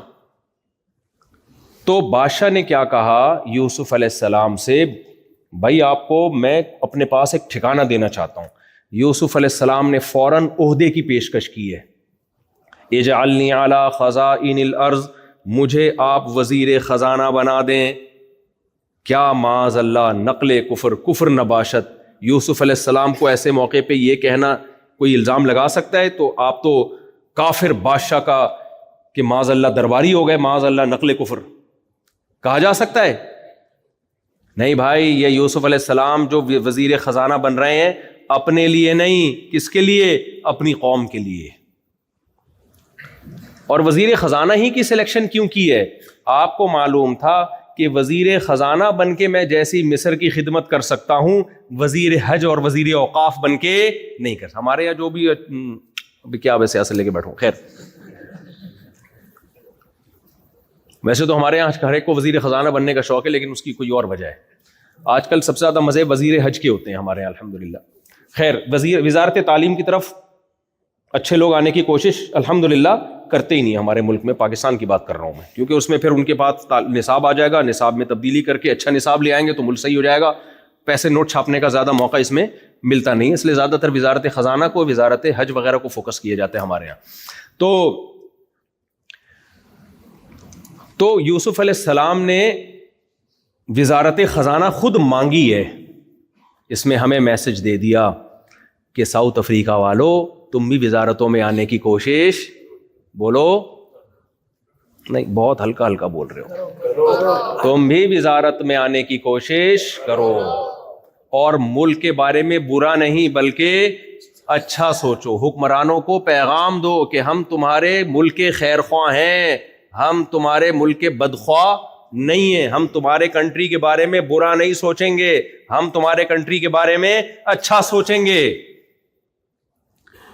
اور یوسف علیہ السلام نے صرف وزارت خزانہ مانگا نہیں ہے, بلکہ دلیل سے ثابت کیا کہ میں اس وزارت کا اہل بھی ہوں. وزیر خزانہ تو سمجھتے ہیں نا آپ لوگ, وزیر خزانہ کے لیے 2 کوالٹی کا ہونا ضروری ہے. نمبر 1, ایماندار ہو, کیونکہ اگر آپ نے خزانے ایسے آدمی کو پکڑا دیے جو ایماندار نہیں ہے, ہمارے یہاں الحمدللہ ہر طرح کی مثالیں پاکستان میں, انڈیا میں بھی ہیں, ہول سیل کے حساب سے سب سے زیادہ وزیر خزانہ سے خزانہ کو بچانا پڑتا ہے. ہمارے ایک دوست تھے, ان کا بکریوں کے چارے کا کام تھا, وہ گندم اور مکئی جو نا وہ رکھتے تھے. تو کہتے ہیں میں نے اپنے ایک ملازم کو صرف اس چکر میں میں نے رکھا تھا حفاظت کے لیے, کم بخت خود ہی کھا جاتا تھا. کہہ رہا ہر وقت نا اس کا منہ چلتا رہتا تھا, یہاں سے اٹھایا بکرے کی طرح نا, کہہ رہا ویسے تو دیکھنے میں کچھ بھی نہیں ہے یار, 4 دانے کھا لیے, لیکن جب بیٹھے گا کھائے گا آدھے پورے وہ خالی کر دیتا تھا ڈرم. تو اگر وزیر خزانہ ہی اس مشکل ہو کہ یار اسی سے خزانہ بچانا پڑے تو کتنی پرابلم ہو جائے گی. تو وزیر خزانہ کے لیے سب سے پہلی شرط کیا ہو کہ وہ امین ہو, امانت دار ہو. تو آپ نے اپنے اندر خیانت پیدا کرنی ہے یا امانت پیدا کرنی ہے؟ آپ یہاں ایک اچھے شہری بن کے زندگی گزاریں گے تو یہاں کی گورنمنٹ اعتماد کرے گی آپ کے اوپر کہ یار یہ کسی کرمنل ایکٹیویٹی میں یہ لوگ بولو نہیں. نمبر 2 فرمایا علیم, میں جانتا بھی ہوں اس علم کو. اکنامکس کا علم یوسف علیہ السلام کو معجزاتی طور پر اللہ نے دیا تھا, اکاؤنٹنگ کا علم معجزاتی طور پر دیا تھا. ہمارے پاس یہ معجزے نہیں ہے تو ہم نے پڑھنا پڑے گا. یہ تو ایک مثال ہے, ایسے 20 شعبے ہیں جن میں آپ نے آگے بڑھنا ہے, 20 شعبے ہیں, تاکہ قوم کی باغ ڈور کس کے ہاتھ میں آئے؟ آپ کے ہاتھ میں آئے, آپ غلام بن کے زندگی نہ گزارو.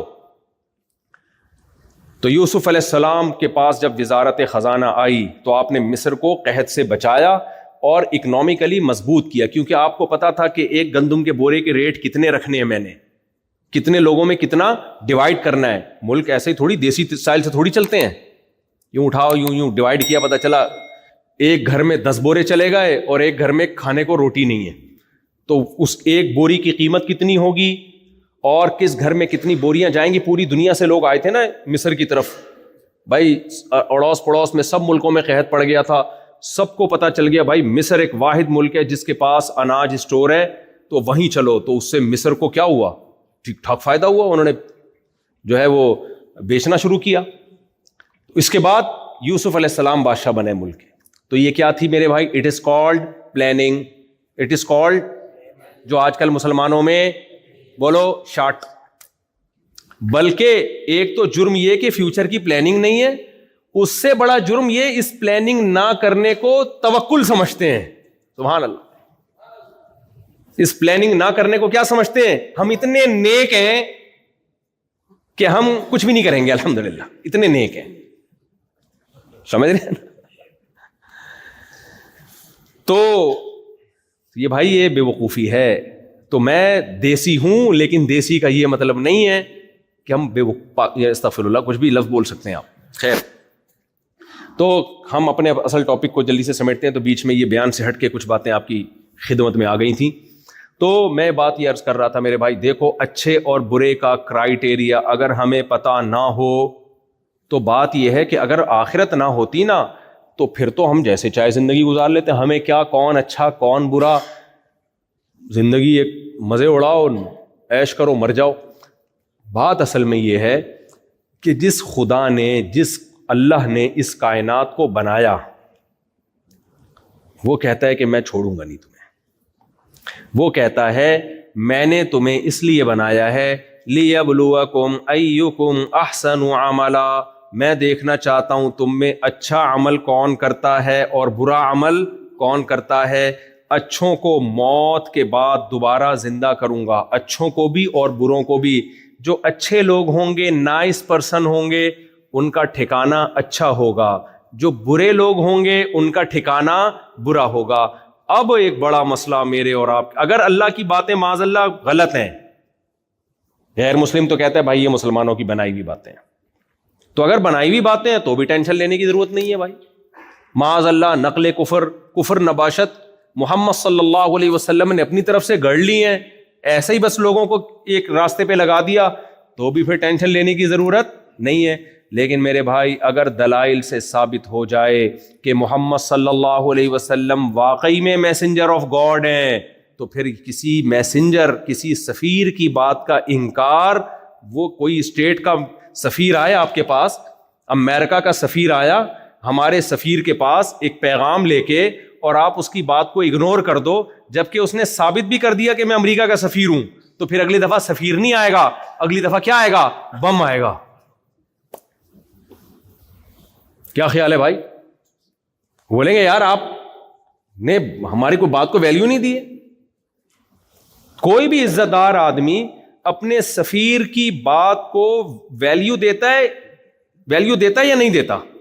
اگر ویلیو نہیں دے رہا اس کا مطلب آپ کی پھر اپنی کوئی حیثیت نہیں ہے, آپ کی اپنی 2 ٹکے کی حیثیت نہیں ہے, آپ اپنے سفیر کو ویلیو نہیں دے رہے. تو مجھے بتاؤ اللہ سے زیادہ عظمت اور جلال والا کوئی ہو سکتا ہے؟ وہ تو کائنات کا رب ہے. آج کل یہ بھی بڑی فضول سی بحث چلا دی ہے, خود بخود بنی ہے. یہ جو ایتھیسٹ لوگ اس طرح کی باتیں کر رہے ہوتے ہیں نا, دھرو راٹھی کا نام سنا ہوگا آپ نے, بہت اچھے فیمس مشہور آدمی ہیں, میں بھی ان کے کلپ دیکھتا ہوں, بہت انفارمیٹیو ہوتے ہیں, بہت جاندار, شاندار, مزیدار اور بہت فائدے کی چیزیں ہوتی ہیں. لیکن دھرو راٹھی صاحب نے ایک گڑبڑ کرنا شروع کر دی ہے, خدا کے وجود کا انکار, اور اس کے بارے میں ڈاروین کے نظریے کو پروموٹ کرنے کے لیے کچھ ایویڈنس اپنے خیال کے مطابق دینا شروع کیے. اس سے, اور وہ ان کے کلپ بھی چلتے ہیں ملینز لوگوں میں, اس سے لوگ کنفیوژن کا شکار ہو رہے ہیں. میں دھرو راٹھی میرا ٹاپک ہے نہیں, لیکن مذہب میرا ٹاپک ہے نا. خدا کا انکار یا خدا کا وجود یہ کس کا ٹاپک ہے؟ یہ تو مذہبی لوگوں کا ٹاپک ہے یا نہیں؟ تو جہاں مذہب کی بات آئے گی تو مجھے کودنا پڑے گا کہ نہیں کودنا پڑے گا بیچ میں؟ اس کلپ کو ملینز لوگوں نے دیکھا ہے اور بڑے آرام سے اپنا موقف یہ پیش کر دیا انہوں نے اعتدال کے ساتھ کہ میں خدا کا قائل نہیں ہوں, اگرچہ کوئی گاڈ کا قائل ہے, کوئی مانتا ہے کوئی گاڈ ہے, تو مجھے اس پہ بھی کوئی اعتراض نہیں ہے. اور پھر ڈاروین کے کچھ ثبوت پیش کیے ہیں سائنسدانوں نے, فلاں سن میں یہ تجربہ کیا تھا, ایکسپیریمنٹ کیا, تو ایک دم حیران ہو گئے کہ یہ چیز سامنے ایسے پتہ چلتا ہے کہ سیل خود بخود بھی پانی میں وجود میں آ سکتا ہے. یاد رکھو یہ جو ایتھیسٹ لوگ ہیں یا ایتھیسٹ کے نظریات سے متاثر ہونے والے لوگ ہیں, جب یہ ڈاروین کی بات پہ آتے ہیں, میں قسم اٹھا کے کہہ سکتا ہوں کہ یہاں یہ ڈنڈی بہت مارتے ہیں. یا تو ان کو پوری تحقیق نہیں ہوتی, یا تحقیق میں جان کر غلطی کر رہے ہوتے ہیں, کیونکہ انہوں نے یہ فرض کر لیا ہے کہ خدا کو اپنی ڈکشنری سے ہر قیمت پہ نکال کے ہی چھوڑنا ہے ہم نے. جب آپ ایک چیز فرض کر لیتے ہو نا, تو پھر اس کے لیے گھماتے ہو آپ تانے بانے, بہت گھماتے ہو دائیں بائیں. شرابی نے جب فرض کر لیا کہ شراب اچھی چیز ہے تو وہ اس پہ بیسیوں دلائل دے گا, بیسیوں دلائل دے گا. چرسی نے جب مان لیا کہ چرس پینا اسٹریس کو ختم کرتا ہے اور اچھی چیز ہے تو وہ گھما پھرا کے چرس کے فضائل پر کتابیں لکھ دے گا. مسئلہ یہ ہے کہ اگر ہم خدا کو مان لینا تو اتنا کافی نہیں ہے, آگے بڑے بڑے سوالات کھڑے ہوتے ہیں. آپ اگر مانتے ہو نا کوئی کریٹر ہے تو پھنس جاتے ہو آپ. آزادی اس میں ہے, کریٹر کو اپنی ڈکشنری سے نکال دو, اور نکالنے کے لیے آپ کے پاس ڈارون کے علاوہ کوئی اور راستہ بولو ہے نہیں. تو اس لیے اس میں بہت کچھ غلط کہا جاتا ہے جس کو آپ تحقیق سمجھ رہے ہوتے ہو. قیصر راجہ صاحب کو اللہ جزائے خیر دے, میں نے بھی ان سے ریکویسٹ کی تھی. قیصر راجہ کا نام سنا ہے آپ لوگوں نے؟ پاکستان میں بہت اچھے اسکالر ہیں اور یوٹیوب پہ ان کی ایتھیزم کے خلاف بڑی زبردست محنت ہے. تو میں نے قیصر راجہ سے کہا تھا کہ آپ دھرو راٹھی کا جواب آپ ریکارڈ کروائیں. انہوں نے جو ریفرنسز دیے ہیں وہ کتابوں, اصل کتابوں میں جا کے آپ دیکھیں. ریکویسٹ کی تھی میں نے, اور بھی لوگوں نے ریکویسٹ کی, تو انہوں نے اس کا ایک بڑا شاندار جواب ریکارڈ کروایا ہے اور بتایا کہ وہ ریفرنسز ٹھیک نہیں ہے, اور اس میں اگر آپ پورا پیج پڑھیں گے تو بات کچھ اور ہے. تو وہ آپ, یہ جو میرا بیان یوٹیوب پہ جائے گا تو اسی کے نیچے میں قیصر راجہ صاحب کا لنک جو ہے ڈسکرپشن میں انشاءاللہ میں اپنے ایڈمن سے کہوں گا کہ لگا دیں, تو وہ ضرور اس کو زیادہ سے زیادہ شیئر کریں آپ. بھائی یہ ہو نہیں سکتا کہ خدا نہ ہو, یہ کوئی ایسی چیز نہیں ہے کہ آپ کہیں کہ اس میں دو رائے ہو سکتی ہیں, گاڈ ہے یہ نہیں. مجھے ایک بات بتاؤ, چینجر کے بغیر چینجنگ ممکن ہے اس کائنات میں؟ یہ تو فزکس کا لا ہے, یہ کسی مولوی کا لا تھوڑی ہے, کسی پنڈت کا, کسی پادری کا, سردار جی کا, یا کسی مفتی کا لا تھوڑی ہے. یہ تو نیوٹن کا لا ہے کہ اس کائنات میں کوئی چیز چل رہی ہے. یہ تو ہم نے 9th کلاس میں پڑھا تھا, اب تو میں دیسی اسٹائل میں بیان کرتا ہوں اس لا کو, پورے الفاظ بھی یاد نہیں ہے. کوئی چیز چل رہی ہے تو جب تک کوئی روکنے والی فورس نہیں ہوگی, کیا وہ رکے گی؟ وہ چلتی رہے گی. اور جو رکی ہوئی ہے, جب تک اس کو اس میں موومنٹ پیدا کرنے والی کوئی چیز نہ ہو تو وہ ہمیشہ کیا رہے گی. اس سے پتہ چلتا ہے کہ اس مادے میں چینجر کے بغیر چینجنگ ممکن نہیں ہے. بتاؤ, چینجنگ زیادہ مشکل عمل ہے یا کریشن زیادہ مشکل عمل ہے؟ اب ایک چیز کا ایک حالت سے یا ایک کنڈیشن سے دوسری کنڈیشن میں چینج ہونا زیادہ مشکل ہے, یا اس کا وجود میں آنا زیادہ مشکل ہے؟ وجود میں آنا زیادہ مشکل ہے. تو جس مادے میں چینجر کے بغیر چینجنگ نہیں ہو سکتی, وہ کمبخت خود سے وجود میں کیسے آ گیا؟ نہیں آ رہی سمجھ. تو بھائی یہ جو نیوٹن ہے اسی کا, یہ سائنس کے مطابق خدا کا وجود ثابت ہوتا ہے. تو یہ کہتے ہیں سائنس سے کچھ نہیں ہے, مذہبی لوگوں کی باتیں ہیں. بھائی صاحب کھوپڑی استعمال کرو گے. دیکھو دلالت النص کیا ہوتی ہے؟ دلالت النص, دلالت النص ہوتی ہے کہ آپ کو ایک بات بتائی جائے تو آپ دوسری بات کی طرف آپ کا دماغ خود بخود چلا جائے. اس کے لیے کوئی راکٹ سائنس کی ضرورت نہ ہو, کوئی ریاضی کے گاڑے اور ایکویشنز کو سالو کرنے کی ضرورت نہ ہو. مثال کے طور پر, آپ تھک گئے مجھے لگ رہا ہے. مثال, ابھی 4 شادیوں پہ آؤں گا انشاءاللہ, آپ آؤں گا آپ دیکھو. مجھے ایک بات بتاؤ کہ قرآن کہتا ہے وَلَا تَقُلْ لَهُمَا اُفٍّ, والدین کو اف بھی مت کرو. اب کوئی جا کے ابا کو معاذ اللہ اماں کو تھپڑ مار دے, اسے ہم کہیں کہ قرآن میں لکھا ہے کہ ماں باپ کو اف بھی نہ کرو, وہ جواب میں کہ میں نے اف تھوڑی کیا ہے, میں نے اف کہا ہے. میں نے تو کوئی قرآن میں تو کہیں نہیں لکھا کہ تھپڑ نہیں مارو, کہیں بھی نہیں لکھا ہوا تھپڑ نہیں مارو. قرآن میں تو لکھا ہے اف نہیں کرو.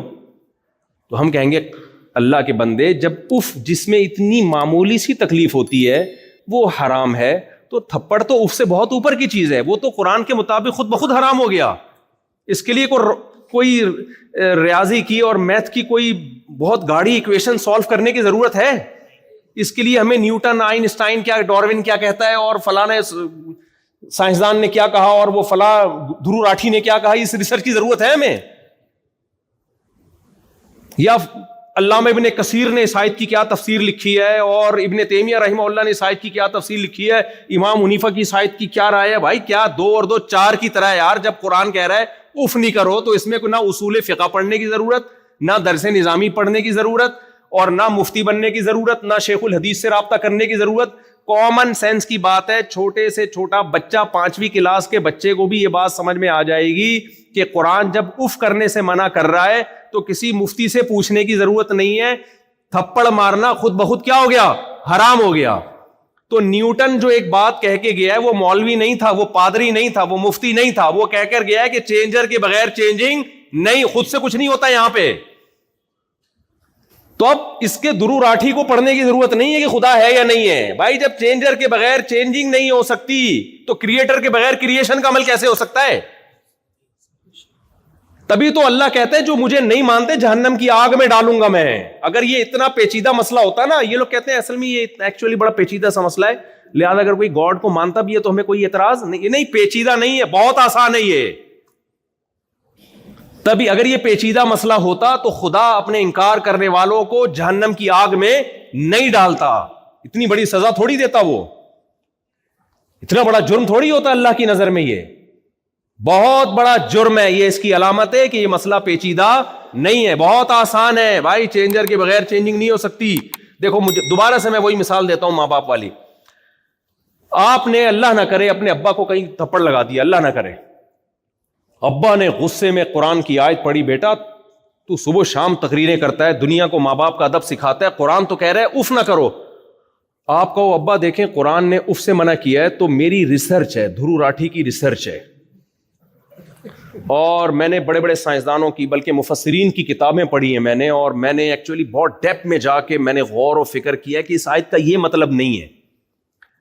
لیکن اگر کوئی اس کا یہ مطلب لیتا ہے کہ تھپڑ مارنا حرام ہے تو مجھے اس پہ بھی کوئی اعتراض نہیں ہے. اس آیت کے دونوں مطلب لیے جا سکتے ہیں. ہو سکتا ہے میں آپ کی تقریر سے متاثر ہو جاؤں, ابا متاثر نہیں ہوگا, پڑوسی متاثر ہوں گے کہ یار علامہ ابن کثیر اور علامہ آلوسی رحمۃ اللہ علیہ اور تفسیر طبری کے حوالے پہ ہے نہیں حوالے ان میں, لیکن ایک مثال دے رہا ہوں, اتنے حوالے پیش کر دیے اس نے, اور وہ فلاں کا بیان بھی دکھا دیا, فلاں کی ریسرچ بھی دکھا دی. اس سے یہ ثابت ہوتا ہے کہ یہ مسئلہ اختلافی ہے. اس آیت کی 2 تفسیریں, ایک تفسیر یہ کہ صرف اف ہی حرام ہے, دوسری تفسیر یہ کہ نہیں تھپڑ بھی حرام ہے. تو ایکچولی یہ مسئلہ اس میں اختلاف رائے بولو ہو سکتا ہے. یہ ہو سکتا ہے اس تقریر سے میں متاثر ہو جاؤں, پڑوسی متاثر ہو جائے, بھائی بہن متاثر ہو جائیں. باپ جس کو تھپڑ مارا ہے وہ آپ کی اس تقریر سے کبھی متاثر نہیں ہوگا. آپ نے 1 لگایا, وہ رکھ کے 6 بھی لگائے گا, جائیداد سے ہمیشہ کے لیے آنکھ کر دے گا, گھر سے دھکے دے کے نکال دے گا. اب آپ کہو گے ایک چیز جس میں اتنی کنٹروورسی تھی اور اتنی ایکچولی اس میں بڑے بڑے مفسرین کا اختلاف تھا, ابا اس پہ مجھے اتنی بڑی سزا کیوں دے رہے ہیں؟ ابا مان لیں گے یہ باتیں آپ کی؟ تو میرے بھائی دھرو راٹھی سے میں انتہائی احترام کے ساتھ کہتا ہوں کہ آپ نے جو خدا کا انکار کر دیا نا ڈاروین کو بیچ میں لا کے, اس تحقیق سے ہو سکتا ہے میں متاثر ہو جاؤں, آپ متاثر ہو جاؤ. گاڈ خدا وہ کبھی بھی اس سے متاثر نہیں ہوگا. وہ کہے گا بھائی چینجر کے بغیر چینجنگ نہیں ہو سکتی, تو یہ بن کیسے گئی؟ یہاں ایک پرانا گھسا پٹا سوال کیا جاتا ہے کہ پھر خدا کیسے ہے, خدا خود سے کیسے ہے ہمیشہ سے. بھائی جان نیوٹن نے خدا کے بارے میں کوئی لا پیش نہیں کیا, صحیح ہے نا, اس نے اس کائنات کے بارے میں قانون پیش کیا ہے. اس کائنات کو ہمیشہ سے نہیں مانا جا سکتا, خدا تو ہماری عقل سے بالا تر ہے, اس کے بارے میں تو فزکس کے لا اس پر اپلائی ہوتے ہی نہیں ہیں. اس کائنات کو تو ہم جانتے ہیں, ہمیں پتا ہے بھائی یہاں کچھ بھی کچھ کیے بغیر نہیں ہوتا, خود سے کچھ بھی نہیں ہوتا یہاں پہ. ایک ملحد تھا ایتھیسٹ,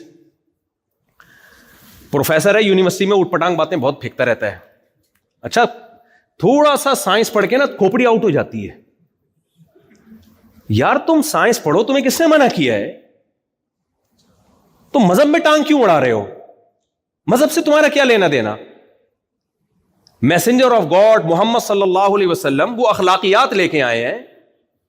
مذہب کا دائرہ کار الگ ہے, سائنس کا دائرہ کار الگ ہے. مثال کے طور پر میں مفتی ہوں, مجھ سے کوئی آ کے پوچھے گا وراثت کے مسائل کیا ہیں, میں بتاؤں گا یہ ڈاکٹر کا کام یا سائنسدان کا کام نہیں ہے. ماں باپ کے کیا حقوق ہیں میں بتاؤں گا. میں پورے کروں نہ کروں, لیکن اگر میرے پاس علم ہوگا تو بتاؤں گا, میں نالج ہوگی.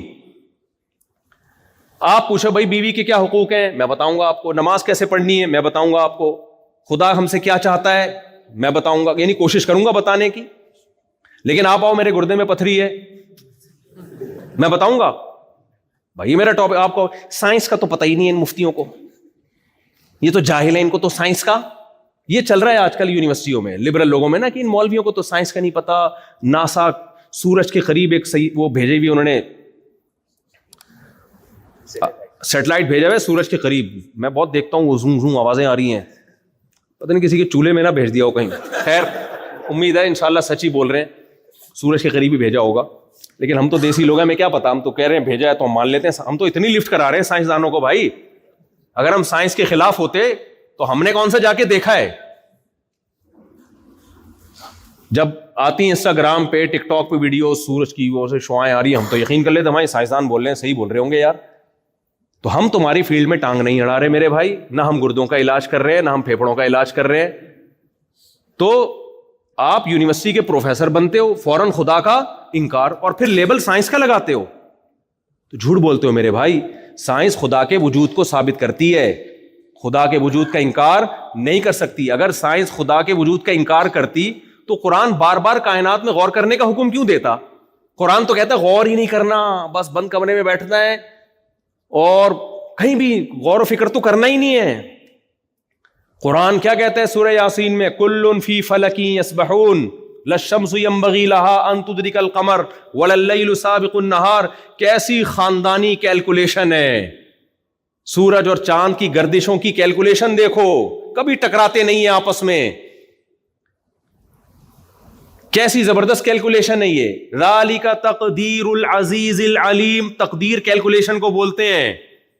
اللہ کہتے ہیں یہ جو کائنات میں تمہیں ہر چیز اپنے دائرے میں گھومتی ہوئی نظر آ رہی ہے, یہ اتفاقی حادثہ نہیں ہے. حسن اتفاق سے ایسے اچھے اتفاقات نہیں ہوتے. اتفاق سے تو اٹھ پٹانگ کام ہوتے ہیں, اتفاق سے تو جس بندے سے آپ نے قرضہ لیا ہوا ہوتا ہے وہ مل جاتا ہے آپ کو. قبح اتفاق بہت ہوتا ہے, حسن اتفاق بہت کم ہوتے ہیں میرے بھائی. ایسا بہت کم ہوتا ہے کہ جس بندے سے آپ نے قرضہ لیا 1 کروڑ کا, اسی دن مر گیا وہ. پھر آپ نے دوسرے سے لیا وہ بھی مر گیا, تیسرے سے لیا وہ بھی مر گیا, اور آپ ارب پتی بن گئے. میں نے نہیں ایسے اتفاق دیکھے گئے, ایسے بہت دیکھیں. آپ دوسرے ملک میں گئے, کم وقت اسی کے گھر کے پڑوس میں آپ نے گھر لے لیا. خیر یہ تو ایک مزاح کی بات ہے. تو چینجر کے بغیر, ہاں میں ایک پروفیسر کی مثال دے رہا تھا, بیان لمبا تو نہیں ہو گیا بہت زیادہ. اچھا, پروفیسر کی مثال دے رہا تھا میں. تو یونیورسٹی کے پروفیسر تھے, انہوں نے بولا اب بچوں کو اس طرح سے الو بنا رہے ہیں آج کل. ہمارے اسلام آباد یونیورسٹی میں ایک پروفیسر ہے, بہت ہی الو بنا رہا ہے لوگوں کو. سائنس سائنس سائنس پڑھ کے نا دماغ کیا ہو گئی ہے, دماغ کیا ہو گیا ہے, کھوپڑی خراب ہو گئی ہے. تکبر, 2-4 باتیں آپ کے پاس علم کی آ گئیں, آپ نے خدا کا مذاق اڑانا شروع کر دیا کہ ہم جی دعا مانگتے ہیں تو اس سے جو چیز نیچے آتی ہے اوپر نہیں جا سکتی. گریوٹی سائنس کا ایک لا ہے, دعاؤں سے کچھ بھی نہیں ہوتا. تو قرآن نے یا مذہب نے کب کہا ہے کہ دعا مانگو کہ اوپر سے کوئی چیز نیچے آ رہی ہے تو دعا مانگو کہ اوپر چلی جائے؟ فطرت کے قوانین کو توڑنے کی تو اللہ نے ہمیں اجازت دی نہیں ہے, اور نہ اس کے خلاف دعا کرنے کی اجازت دی ہے. لن تجد لسنت اللہ تبدیلا. تو اللہ کی یہ جو فطری قوانین ہیں یہ تھوڑی تبدیل ہوتے ہیں. تو خیر, تو ایک پروفیسر صاحب نے کہا کہ بچوں کو سمجھا رہے تھے, وہ شکر ہے وہ بچہ مجھ سے آ کے پوچھ لیا. اس نے, بچہ بھی نہیں تھا, بڑا اچھا والا یونیورسٹی میں. وہ کہہ رہے تھے دیکھو بیٹا ادھر آؤ, ہم گاڑی کے ایکسلریٹر پہ جب پاؤں رکھتے ہیں تو وہ رکتی ہے یا چلتی ہے؟ اس نے کہا سر چلتی ہے. اس نے کہا جب بریک پہ پاؤں رکھتے ہیں تو چلتی ہے کہ رکتی ہے؟ انہوں نے کہا رک جاتی ہے. تو کہتے خدا کہاں ہے پھر؟ یہاں تو ہر چیز ایک لاجک سے ہو رہی ہے. ایکسلریٹر پہ پاؤں رکھو گے چلے گی, بریک پہ رکھو گے رکے گی. خدا کو تو میں جب مانوں کہ جب ایکسلریٹر پہ پاؤں رکھو تو رکے اور بریک پہ پاؤں رکھو تو چلے, میں مانوں کہ کوئی خدا ہے. اس سے بچے کیا ہو جاتے ہیں. تبھی میں کہتا ہوں یونیورسٹیاں بناؤ, آپ خود بناؤ, کالج بناؤ, اسکول بناؤ, تاکہ سائنس پڑھیں, خدا سے بغاوت نہ آئے. یہی سائنسی تھیوری جب کوئی اللہ پہ یقین کرنے والا, یہ صحیح عقل استعمال کرنے والا بیان کرے گا نا, تو یہ اس مثال سے اللہ کا وجود ثابت ہوتا ہے, اللہ کا انکار ثابت نہیں ہوتا. تو وہ بیچارہ بوکھلا گیا وہ لڑکا نا, میرے پاس آیا کہہ رہے ہیں پروفیسر صاحب نے کہا ہے کہ ایکسیلیٹر پہ پاؤں رکھو تو چلے گی, بریک پہ پاؤں رکھو تو. یہ اسٹائل میرا ہے, اسٹائل اس کا نہیں تھا, اسٹائل تو اس نے تو سادہ, پھر میرا اپنے اسٹائل سے نا تھوڑا سا اس میں تڑکا لگاتا ہوں. ہم لوگ انڈین پاکستانی لوگ, آپ کو پتا ہے, چٹنی کباب کے بغیر ہمارے کھانے, گورے سیدھے سیدھے عرب بھی پھیکے پھیکے کھانے کھاتے ہیں. ہم تو جب تک نیمبو نہ چوڑیں, ہری مرچیں نہ ڈالیں, ہمیں کھانے میں مزہ نہیں آتا. تو ہم بیان میں بھی چٹنی کباب کے ساتھ ہی کھاتے ہیں, مثالیں بھی ہماری چٹنی کباب کے ساتھ ہوتی ہیں, اس کے بغیر ہمیں مزہ نہیں آتا بھائی. تو وہ کہنے لگے جی ایکسیلیٹر پہ پاؤں رکھو تو چلے گی گاڑی, اور بریک پہ, تو خدا کو تو جب مانے جب بریک پہ پاؤں رکھو تو چلے اور ایکسیلیٹر پہ پاؤں رکھو تو رکے. میں نے کہا مجھے ایک بات بتاؤ. اچھا وہ بیچارے واقعی عجیب سے متاثر ہوئے تھے نا کہ یار ایک بات تو صحیح ہے. میں نے کہا مجھے ایک بات بتاؤ, ایک گاڑی جو اپنے چلنے میں جب تک ایکسیلریٹر پہ کوئی کمبخت پاؤں نہ رکھے اس وقت تک چل نہ سکتی ہو, اس میں یہ طاقت نہ ہو کہ خود سے چلے, اور چل رہی ہو تو اس میں یہ طاقت نہ ہو کہ خود سے رکے. کسی کمبخت کو بریک پہ پاؤں, کمبخت اس لیے کہہ رہا ہوں کہ رکھتے نہیں ہیں بریک پہ پاؤں ہمارے یہاں. جب ہمارے یہاں ایکسیلیٹر پہ پاؤں رکھتے ہیں تو اکثر بریکوں پہ نہیں رکھتے. آپ بیان کے بعد ملیے گا عبد الرحمان بھائی, ٹھیک ہے نا, ساتھ چلیے گا. تو ایکسیلیٹر پہ یہ سب سے پہلے ایک یعقوب بھائی ہیں اور یہ عبد الرحمان جو مجھے افریقہ بلا رہے تھے بہت عرصے سے, اس لیے ان دونوں کو تھوڑا سا ہر جگہ ساتھ رکھنا ہے, ٹھیک ہے. تو ایکسیلریٹر پہ پاؤں, یار وہ لطیفہ بھی سن لو پھر مجھ سے. داڑھی بھی ایک مذاق بن گیا ہے نا, ہر بات داڑھی رکھ کے. یہ تو ایک داڑھی والے صاحب جا رہے تھے تو خاتون سے ٹکر ہو گئی نا گاڑی کا, تو خاتون نے کہا اتنی بڑی داڑھی رکھ کے ٹکر مارتے ہو, شرم نہیں آتی؟ تو کہنے لگے محترمہ یہ داڑھی ہے, بریک نہیں ہے.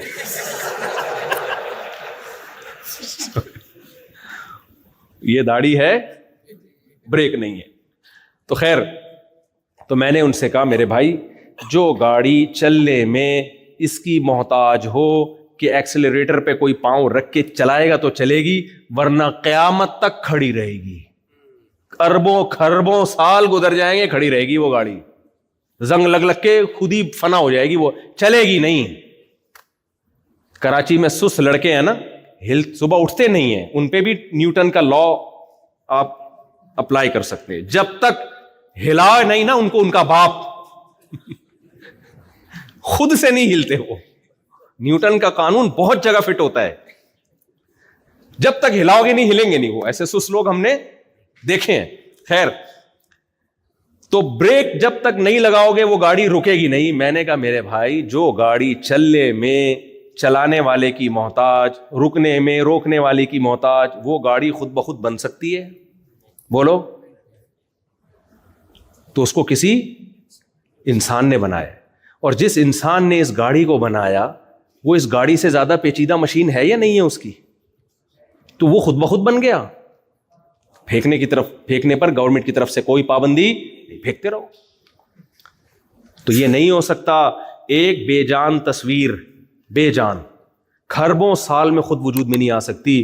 اور اگر اس تصویر میں جو آنکھ ہے وہ دیکھنے کی صلاحیت بھی رکھتی ہو, اس تصویر میں جو ناک ہے وہ سونگھنے کی صلاحیت رکھتی ہو, اس تصویر میں جو کان ہے وہ سننے کی صلاحیت رکھتا ہو, خدا کی قسم کھربوں سال میں بھی وہ آٹومیٹیکلی وجود میں ارتقاء اور ایوالو ہو کے وجود میں نہیں آ سکتا. تو اس لیے میں نے جو مثال شروع کی تھی, ابا کو اگر کہو گے نا ابا قرآن میں تو یہ ہے کہ اف مت کرو, تھپڑ کا تو نہیں ہے, اور تقریریں جھاڑ دو, تو سب کی سمجھ میں آ جائے گا, ابا کی سمجھ میں نہیں آئے گا.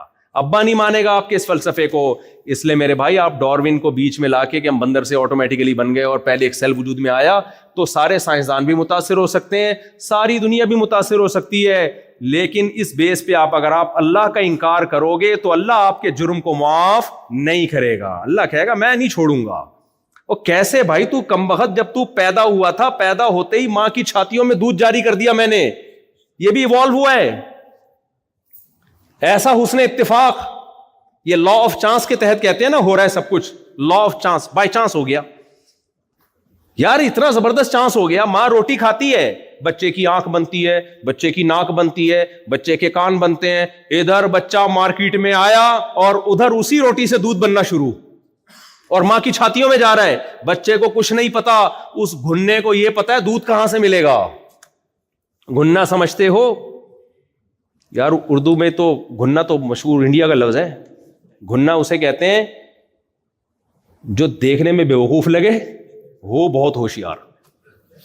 کچھ لوگ سوسائٹی میں ایسے ہوتے ہیں دیکھنے میں لگتا ہے بہت سادہ ہیں لیکن 1.5 ہوشیار ہوتے ہیں. وہ انہیں کہا جاتا ہے بھائی یہ بیوقوف نہیں ہے, گھنا ہے. صحیح ہے نا؟ تو بچہ جب پیدا ہوتا ہے نا, کتنا بیوقوف نہیں ہوتا, گھنا ہوتا ہے, اسے کچھ نہیں پتا. جب چاہے گا پیشاب کر دے گا, جب چاہے گا پیمپر گندا کر دے گا, کیونکہ ٹینشن کس نے اٹھانی ہے؟ ماں باپ نے. لیکن اس گھننے کو یہ پتا ہے بھوک لگے گی تو دودھ کہاں سے ملے گا. سمجھ رہے ہو کہ نہیں سمجھ رہے؟ وہ گھننا جاتا ہے ماں کی چھاتیوں کی طرف پیدا ہوتے ہی. یہ سافٹ ویئر کیسے انسٹال ہو گئے آٹومیٹیکلی میرے بھائی؟ تو کوئی ہے بنانے والا, اور وہ بنانے والا ہم سے کیا چاہتا ہے؟ تو یہ بات دھرو راٹھی پہ شروع ہوئی تھی, تو مقصد دھرو راٹھی صاحب کا مذاق اڑانا نہیں ہے. مجھے بھی بہت کچھ سیکھنے کا موقع ملتا ہے. جب سائنسی نالج ہمیں چاہیے ہوتی ہے تو ظاہر ہے ہم بھی پھر یہی یوٹیوب کے یہ والے کلپ دیکھ رہے ہوتے ہیں. لیکن خدا کا انکار, سائنس سے خدا کا وجود ثابت ہوتا ہے اگر کھوپڑی کو صحیح استعمال کیا جائے. اچھا, یہ لوگ ایک بات اکثر کہہ رہے ہوتے ہیں کہ دیکھیں سائنس تو پروف پہ جاتی ہے, جب تک مشاہدے سے کوئی چیز نظر نہیں آتی سائنس نہیں مانتی. یہ بھی ڈرامے بازی ہے. دیکھو ہمیں سائنسدانوں نے دیکھ کے بتایا کہ ہائیڈروجن کے 2 مالیکیول اور آکسیجن کا ایک مل کے کیا بنتا ہے؟ پانی. مشاہدہ کس نے کیا؟ میں نے کیا کہ یہ مشاہدہ ہے؟ سائنسدانوں نے کیا. ہم نے بغیر مشاہدے کے یقین کر لیا. میں تو مانتا ہوں, قسم اٹھا کے بول سکتا ہوں کہ ہائیڈروجن کے 2 اور آکسیجن کا 1 مالیکیول سے پانی بنتا ہے. حالانکہ میں نے تو یہ ایکسپیریمنٹ نہیں کیا, نہ میں نے دیکھا. لیکن جنہوں نے دیکھا ہے مجھے ان کی صداقت پہ یقین ہے. دوسرے دلائل سے ان کا سچا ہونا ثابت ہے کہ یار اتنے سارے سائنسدان اتنے بڑے پھینکو تھوڑی ہو سکتے ہیں. بھائی امریکہ کا سائنٹسٹ بھی یہی کہہ رہا ہے, جاپان کا سائنسدان بھی یہ کہہ رہا ہے, تو اس کا مطلب سچ ہوگا یہ. تو میرے پاس جو یقینی علم آیا یہ مشاہدے کی بیس پہ نہیں بلکہ مخبر صادق جس کو میں نے سچا سمجھا اس کی خبر پہ اعتماد کیا ہے.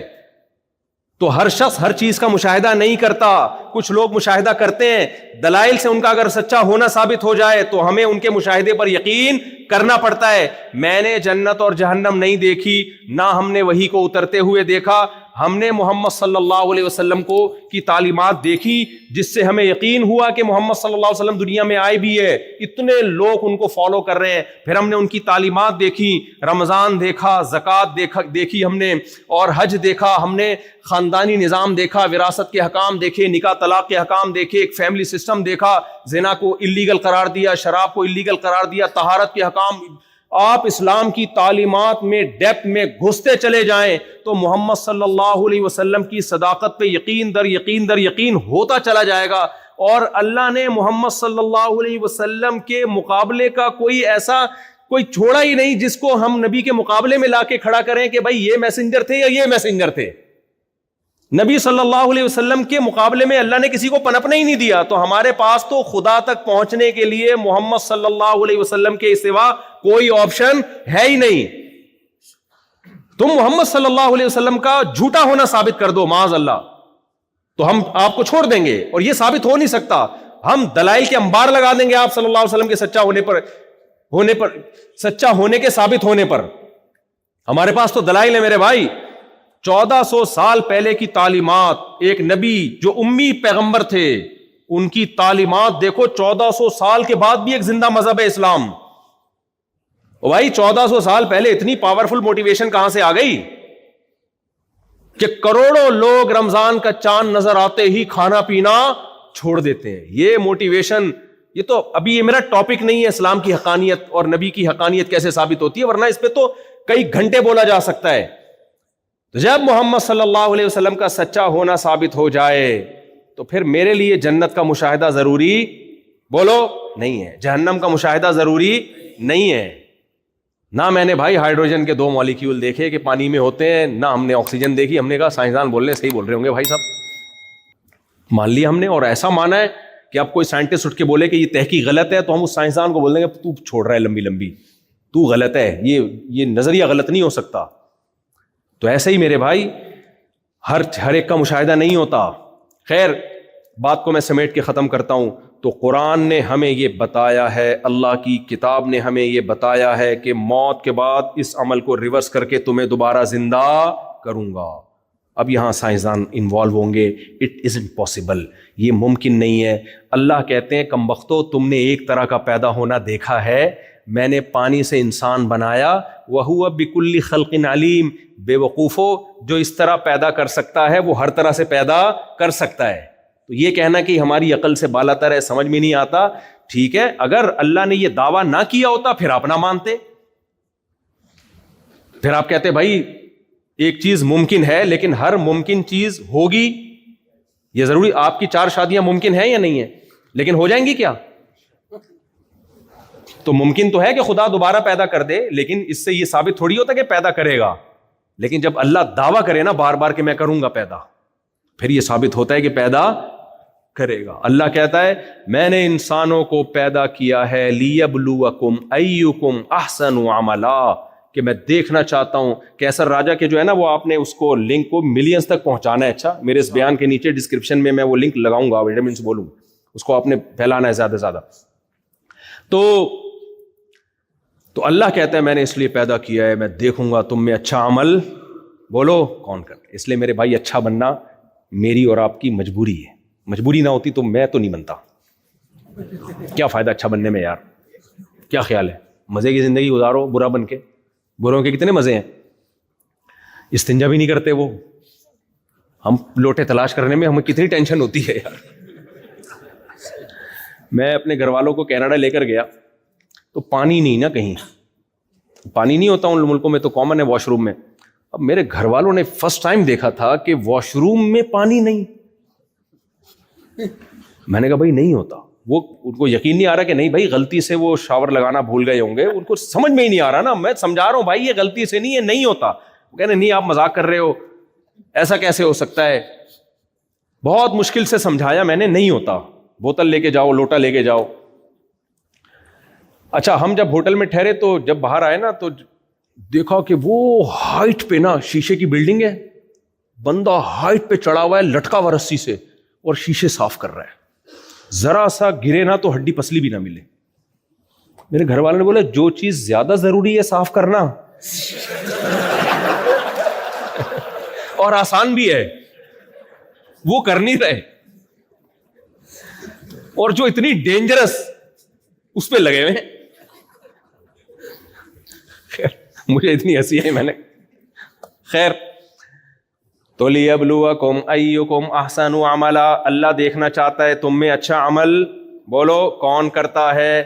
تو اب آخری بات, بس سچی مچی کی آخری بات, تو میرے بھائی اچھا بنے بغیر ہمارا گزارا نہیں ہے, مجبوری ہے, ہمیں بننا پڑے گا. تو اب اچھے کی ڈیفینیشن کیا ہے؟ ایک ڈیفینیشن جو ہمارے آپ میں سے کسی کی بیوی بولتی ہوگی, کسی کے ابا بولتے ہوں گے, اللہ کہتے ہیں نہیں, آخرت میں حساب و کتاب میں نے لینا ہے, قانون میرا چلے گا. تو جس کو میں اچھا کہوں گا وہ اچھا, جس کو میں برا کہوں گا وہ برا. تو اللہ شراب پینے والے کو اچھا نہیں کہتا, اللہ زنا کرنے والے کو اچھا نہیں کہتا, اللہ نماز قضا کرنے والے کو اچھا نہیں کہتا. اللہ کی نظر میں داڑھی کٹانا اچھا ہے یا بڑھانا اچھا ہے؟ معذرت کے ساتھ بولو, بڑھانا اچھا ہے. بیگم اور یا آپ کی ہونے والی منگیتر تو کہے گی ہینڈسم اسمارٹ لگو گے, بالکل کلین شیو ہو کے آؤ. اس کی نظر میں داڑھی بری چیز, اللہ کی نظر میں اعفوا اللحا وقص الشوارب. اللہ نے اپنی نبی کی زبان سے کہلوایا داڑیاں بڑھاؤ اور مونچھیں کم کرو. کچھ لوگوں کی اتنی بڑی بڑی مونچھیں اور داڑھی بھی اتنی بڑی, مونچھیں بھی اتنی بڑی, سر کے بال بھی اتنے بڑے, لگتا ہے جھاڑیوں سے کوئی بندہ جھانک رہا ہے بھائی. تو یہ بھی حلیہ نہیں ہو بھائی. تو بغلوں کے بال صاف کرنے کا حکم, زیر ناف بال, کیونکہ اس کا صفائی سے تعلق ہے. داڑھی کو بڑھاؤ, جو چیز بڑھانی نہیں ہے وہ بڑھائے جا رہے ہیں. بغلیں بڑھتی چلی جا رہی ہیں, بڑھتی چلی جا رہی ہیں. تو اور اللہ کی نظر میں زنا کرنے والا برا, نکاح کرنے والا بولو اچھا. ہماری سوسائٹی میں بیوہ عورتیں, طلاق یافتہ عورتوں کی زندگیاں برباد. مجھے یہاں کے حالات معلوم نہیں, لیکن ادھر کراچی پنجاب میں تو بیڑا غرق. اگر کوئی لڑکی 22 سال میں بیوہ ہو گئی نا, اس کا جوان شوہر تھا, ایکسیڈنٹ سے مر گیا, زندگی تباہ.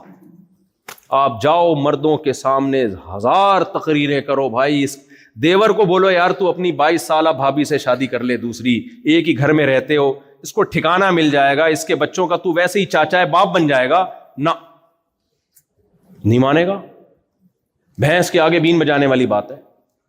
آپ سمجھاتے رہو، نہیں وہ ساری زندگی. اور رشتہ دار کیا کر رہے ہوتے ہیں؟ اس کو دلاسے دے رہے ہوتے ہیں، زکات فطرانوں سے اس کی مدد کر رہے ہوتے ہیں. بھائی شریعت نے ایک بہترین حل بتایا ہے، زکات کے بجائے کسی کی بیوی بناؤ. بیوی کو کھلاتا ہے انسان تو احسان نہیں سمجھا جاتا بھائی، یہ تو آپ کی رسپانسبلٹی ہے، آپ کی وائف ہے. بیگم تو بدماشی سے پیسے لیتی ہے، زکات والا بدماشی سے مانگتا ہے. کبھی بیگم نے کہا کہ اللہ کے نام پہ 3 انڈے لیتے ہوئے آنا ہے؟ بیگم نے کہا کہ دیکھیں منع کے ابا آپ جا رہے ہو باہر، اللہ کے نام پہ 1 پاؤ دہی لیتے آئیں گے، میں آج میرا دہی کھانے. بیگم بدماشی سے مانگتی ہے. بھائی آپ کی شادی ہوئی ہے تو آپ پر ذمہ داری ہے، آپ منع تو کر کے دیکھو کہ آج انڈے نہیں کھاؤ. دیکھو اپنے باپ کو بلائے گی، اپنے بھائیوں کو بلائے گی. زکات والا کہے گا بھائی اللہ کے نام پہ دے دو. تو ہمارے ہاں بیوہ کو زکاتیں دی جاتی ہے. اللہ نے عزت کا حل رکھا ہے، کسی کی بیوی بنا دو. کیا خیال ہے بھائی؟ مجال ہے، وہ ٹس سے مسو، وہ بدماش ہلے گا ہی نہیں اپنی جگہ سے. پھر یہاں آ جاتے ہیں ابا نے منع کیا ہے تو میری اماں نے منع کیا ہے تو میرے خاندانی پرمپرا ہے. بھائی صاحب آدمی بنو، آدمی، پاجامہ نہیں بنو. مرد کسے کہتے ہیں؟ جو صحیح بات ہے اس کو فالو کرنا ہے میرے بھائی. لوگ مجھے کہتے ہیں کہ ہم اگر کریں گے تو خاندان سے ہمیں باہر نکال دیا جائے گا. یہ لطیفے میرے علاوہ کسی اور کے سامنے لطیفے مجھ سے سنا کرو، سنا یا نہیں کرو مجھے. خدا کے بندو، خاندان تو آباد ہی شادی سے ہوتا ہے. اگر تمہارا خاندان تمہیں نکال دے گا تو تمہاری جب 4 بیویاں ہوں گی اور بچے پیدا ہوں گے تو تمہارا جو خاندان ہے نا وہ تمہارے خاندان کا ایک پارٹ بن جائے گا. بہت گہری بات ہے، بہت گہری. اکیلے میں بیٹھ کے سوچنا سمجھ میں آئے گی. جس خاندان نے تمہیں نکالا ہے تھوڑے دنوں بعد وہ خاندان تمہارے خاندان کا ایک چھوٹا سا کیا ہوگا؟ پارٹ ہوگا. خاندان تو ہوگا ہی تمہارا. نہیں آئی میرا خیال ہے بات؟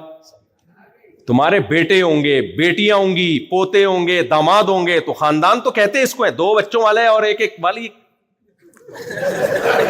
یہ مذاق میرے سامنے مت کیا کرو. لوگ کہتے ہیں تربیت اچھی ہوگی ایسے خاندان کی جس میں 2 بچے ہوں. خاندان ہے کہاں؟ یہ کیوں کو خاندان بولتے ہیں؟ یہ ایسا ہی ہو گیا، ایک آدمی بار بار بٹوے میں یوں کر رہا ہے نا، ڈاکو نہ چھین لے، پیسے نہ چھین لے، ڈاکو پیسے نہ چھین لے.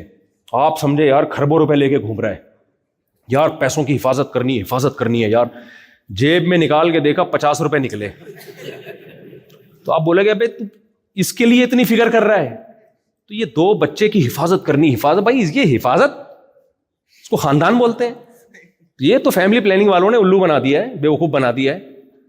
تو اس لیے میرے بھائی نسل بھی بڑھاؤ، خوشحال زندگی. ہم اللہ پہ اعتماد اور توکل کرنے والے لوگ ہیں.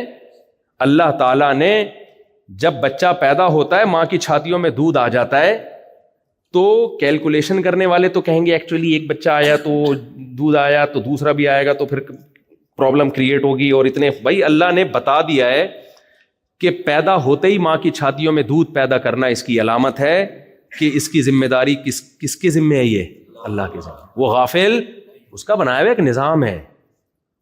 آپ کہہ سکتے ہو دودھ ہی آتا ہے نا، اسکول کی فیسیں تھوڑی آتی ہیں، ڈبل روٹی، بریڈ اور انڈے مکھن کے پیسے تھوڑی. بھائی دودھ ایک سائن ہے. جیسے قرآن کہہ رہا ہے اف مت کرو، مطلب جوتے تو مارنا ویسے ہی حرام ہے. تو قرآن کہہ رہا ہے ابھی اس کی ضرورت دودھ ہے تو میں نے دودھ دے دی. یہ ایک سائن ہے عقل بندوں کے لیے، جو ضروری ہوگا وہ میں پرووائڈ کروں گا. اور اگر میں نے ارادہ کر لیا نہیں دینے کا تو ایک بچے میں بھی نہیں دوں گا میں، تو ایک میں بھی نہیں دوں گا میں. جب بھوکا مارنے کا اللہ ارادہ کر لیتا ہے تو بھائی پھر تو مریں گے سب بھوکے. پھر اس کا 1 یا 2 بچوں سے کوئی تعلق نہیں ہے. تو خیر کہاں سے کہاں بات چلی گئی، بات کو سمیٹ کے بڑھتی چلی آ رہی ہے. تو میرے بھائی اللہ کی نظر میں نماز پڑھنے والا اچھا، چھوڑنے والا بولو برا. تو اس لیے اللہ کی نظر میں خاندان جوڑنے والا اچھا، توڑنے والا برا. غیر مسلموں کے ہاں فیملی سسٹم تباہ ہو گیا، چچا ماموں خالہ کا سیٹ اپ ہی نہیں ہے. اسلام میں میرے بھائی ابا بھی ہوتے ہیں، اماں بھی ہوتی ہیں، چچا بھی ہوتے ہیں، تایا بھی ہوتے ہیں، خالہ بھی ہوتی ہے، پھوپھیاں بھی ہوتی ہیں، بھتیجیاں بھی ہوتی ہیں، بھانجیاں بھی ہوتی ہیں، بہن بھی ہوتے ہیں، بھائی بھی ہوتے ہیں.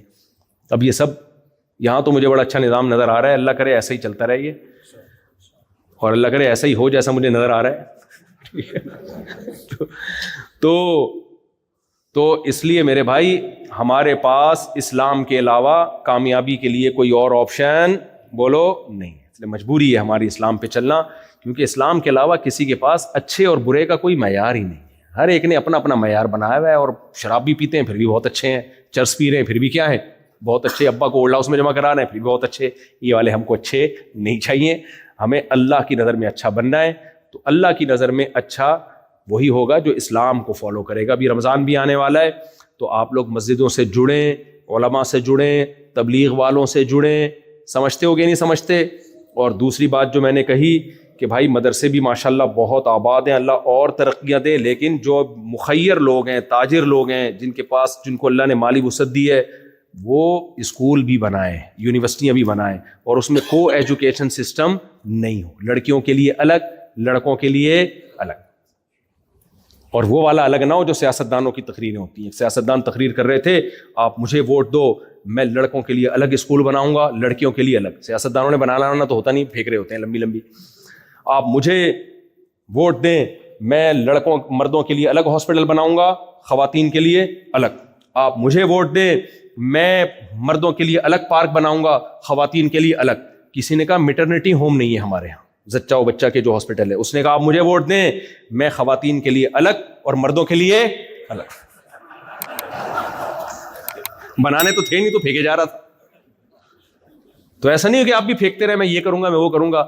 جو مخیر حضرات ہیں, تاجر لوگ ہیں, وہ بھائی اسکول بنائیں, کالج بھی بنائیں, تاکہ اور اس میں تعلیم معیاری ہو, غیر مسلم بھی آ کے پڑھیں. اس میں ماحول کیا ہو, اسلامی ماحول, خاندانی ماحول ہو, جس میں اللہ سکھایا جاتا ہو. جامعۃ الرشید ہمارا ادارہ ہے جہاں سے میں فارغ ہوں.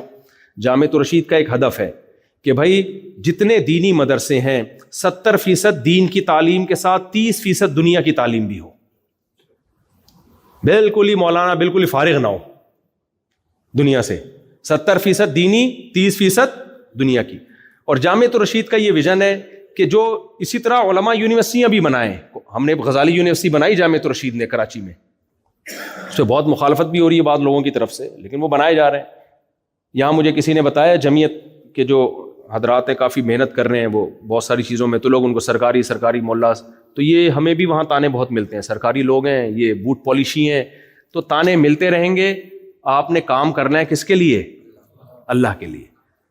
جو مخالفت کرنے والے وہ درباری بھی کہیں گے, سرکاری بھی کہیں گے, فلانا ملا. حالانکہ جو میرے شیخ مفتی عبد الرحیم صاحب جن سے میں بیعت ہوں, جو مفتی رشید احمد لدھیانوی رحمہ اللہ تعالیٰ کے خلیفہ, اور مفتی رشید احمد لدھیانوی خلیفہ تھے حضرت عبد الغنی پھول پوری رحمۃ اللہ علیہ کے, اور مولانا عبد الغنی پھول پوری رحمۃ اللہ علیہ خلیفہ تھے حضرت مولانا اشرف علی تھانوی رحمہ اللہ تعالیٰ کے. یہ سارے مضبوط سلسلہ, یہ بہت خاندانی سلسلہ یہ. تو ان میں کوئی درباری ملا نہیں ہے اس میں. تو لیکن آپ جب بھی کوئی کام کریں گے تو سرکاری بھی, اور بیچاروں نے نہ اپنی کوئی زمین بنائی, نہ کوئی پلاٹ بنایا, کچھ بھی نہیں ہے ان کے پاس. سرکاری لوگ ایسے تھوڑی کرتے ہیں یار. پھر وصیت کی ہوئی ہے, میرے بچوں کا مدرسے کی انتظامیہ سے کوئی تعلق نہیں ہوگا, میرے بعد میرے بچے بھی محتمم نہیں بنیں گے. اتنا کچھ ثبوت کے بعد بھی کہیں ملتے ہوئے دیکھ لیں یہ سرکاری ہیں, یہ درباری ہیں, تو یہ لوگ مخالفت کریں گے. لیکن آپ نے علماء کے ساتھ مل کے اسکول بھی بنانے ہیں, معیاری تعلیم ہو, غیر مسلم بھی اپنے بچوں کو بھیجیں کہ یار انسان کا بچہ بنانا ہے تو یہاں بھیجو. تو اس میں جلدی سے بات سمیٹوں, مدرسے میں 70% دینی تعلیم, 30% دنیا کی, اور جو یونیورسٹیاں بنے, کالج بنے, اس میں 70% دنیا کی تعلیم کے ساتھ 30% دین کی تعلیم بھی ہو. سمجھتے ہو گیا نہیں سمجھتے؟ تو یہ پلاننگ کرنی ہے, سمجھ رہے ہو؟ اللہ تعالیٰ ہم, اور میرا جو بیان انٹرنیٹ پہ بھی جائے گا تو امریکہ میں, کینیڈا میں بھی جو لوگ بیان سن رہے ہیں, جاپان میں بھی, وہ بھی یہ پالیسی اختیار کریں. بھائی ہم نے دنیا سے کٹنا تھوڑی ہے, اپنے بچوں کو ہم نے ان اداروں میں بھی بھیجنا ہے. اللہ تعالیٰ ہمیں سمجھنے کی, عمل کی توفیق عطا فرمائے. الحمدللہ رب العالمین والعاقبۃ للمتقین والصلاۃ والسلام علی رسول الکریم وعلی آلہ وصحبہ اجمعین. اللہم انا نسألک من خیر ما سألک منہ نبیک محمد صلی اللہ علیہ وسلم, ونعوذ بک من شر ما استعاذک منہ نبیک محمد صلی اللہ علیہ وسلم. انت المستعان وعلیک البلاغ ولا حول ولا قوة الا باللہ. صلی اللہ تعالی علی خیر خلقہ محمد وعلی آلہ وصحبہ.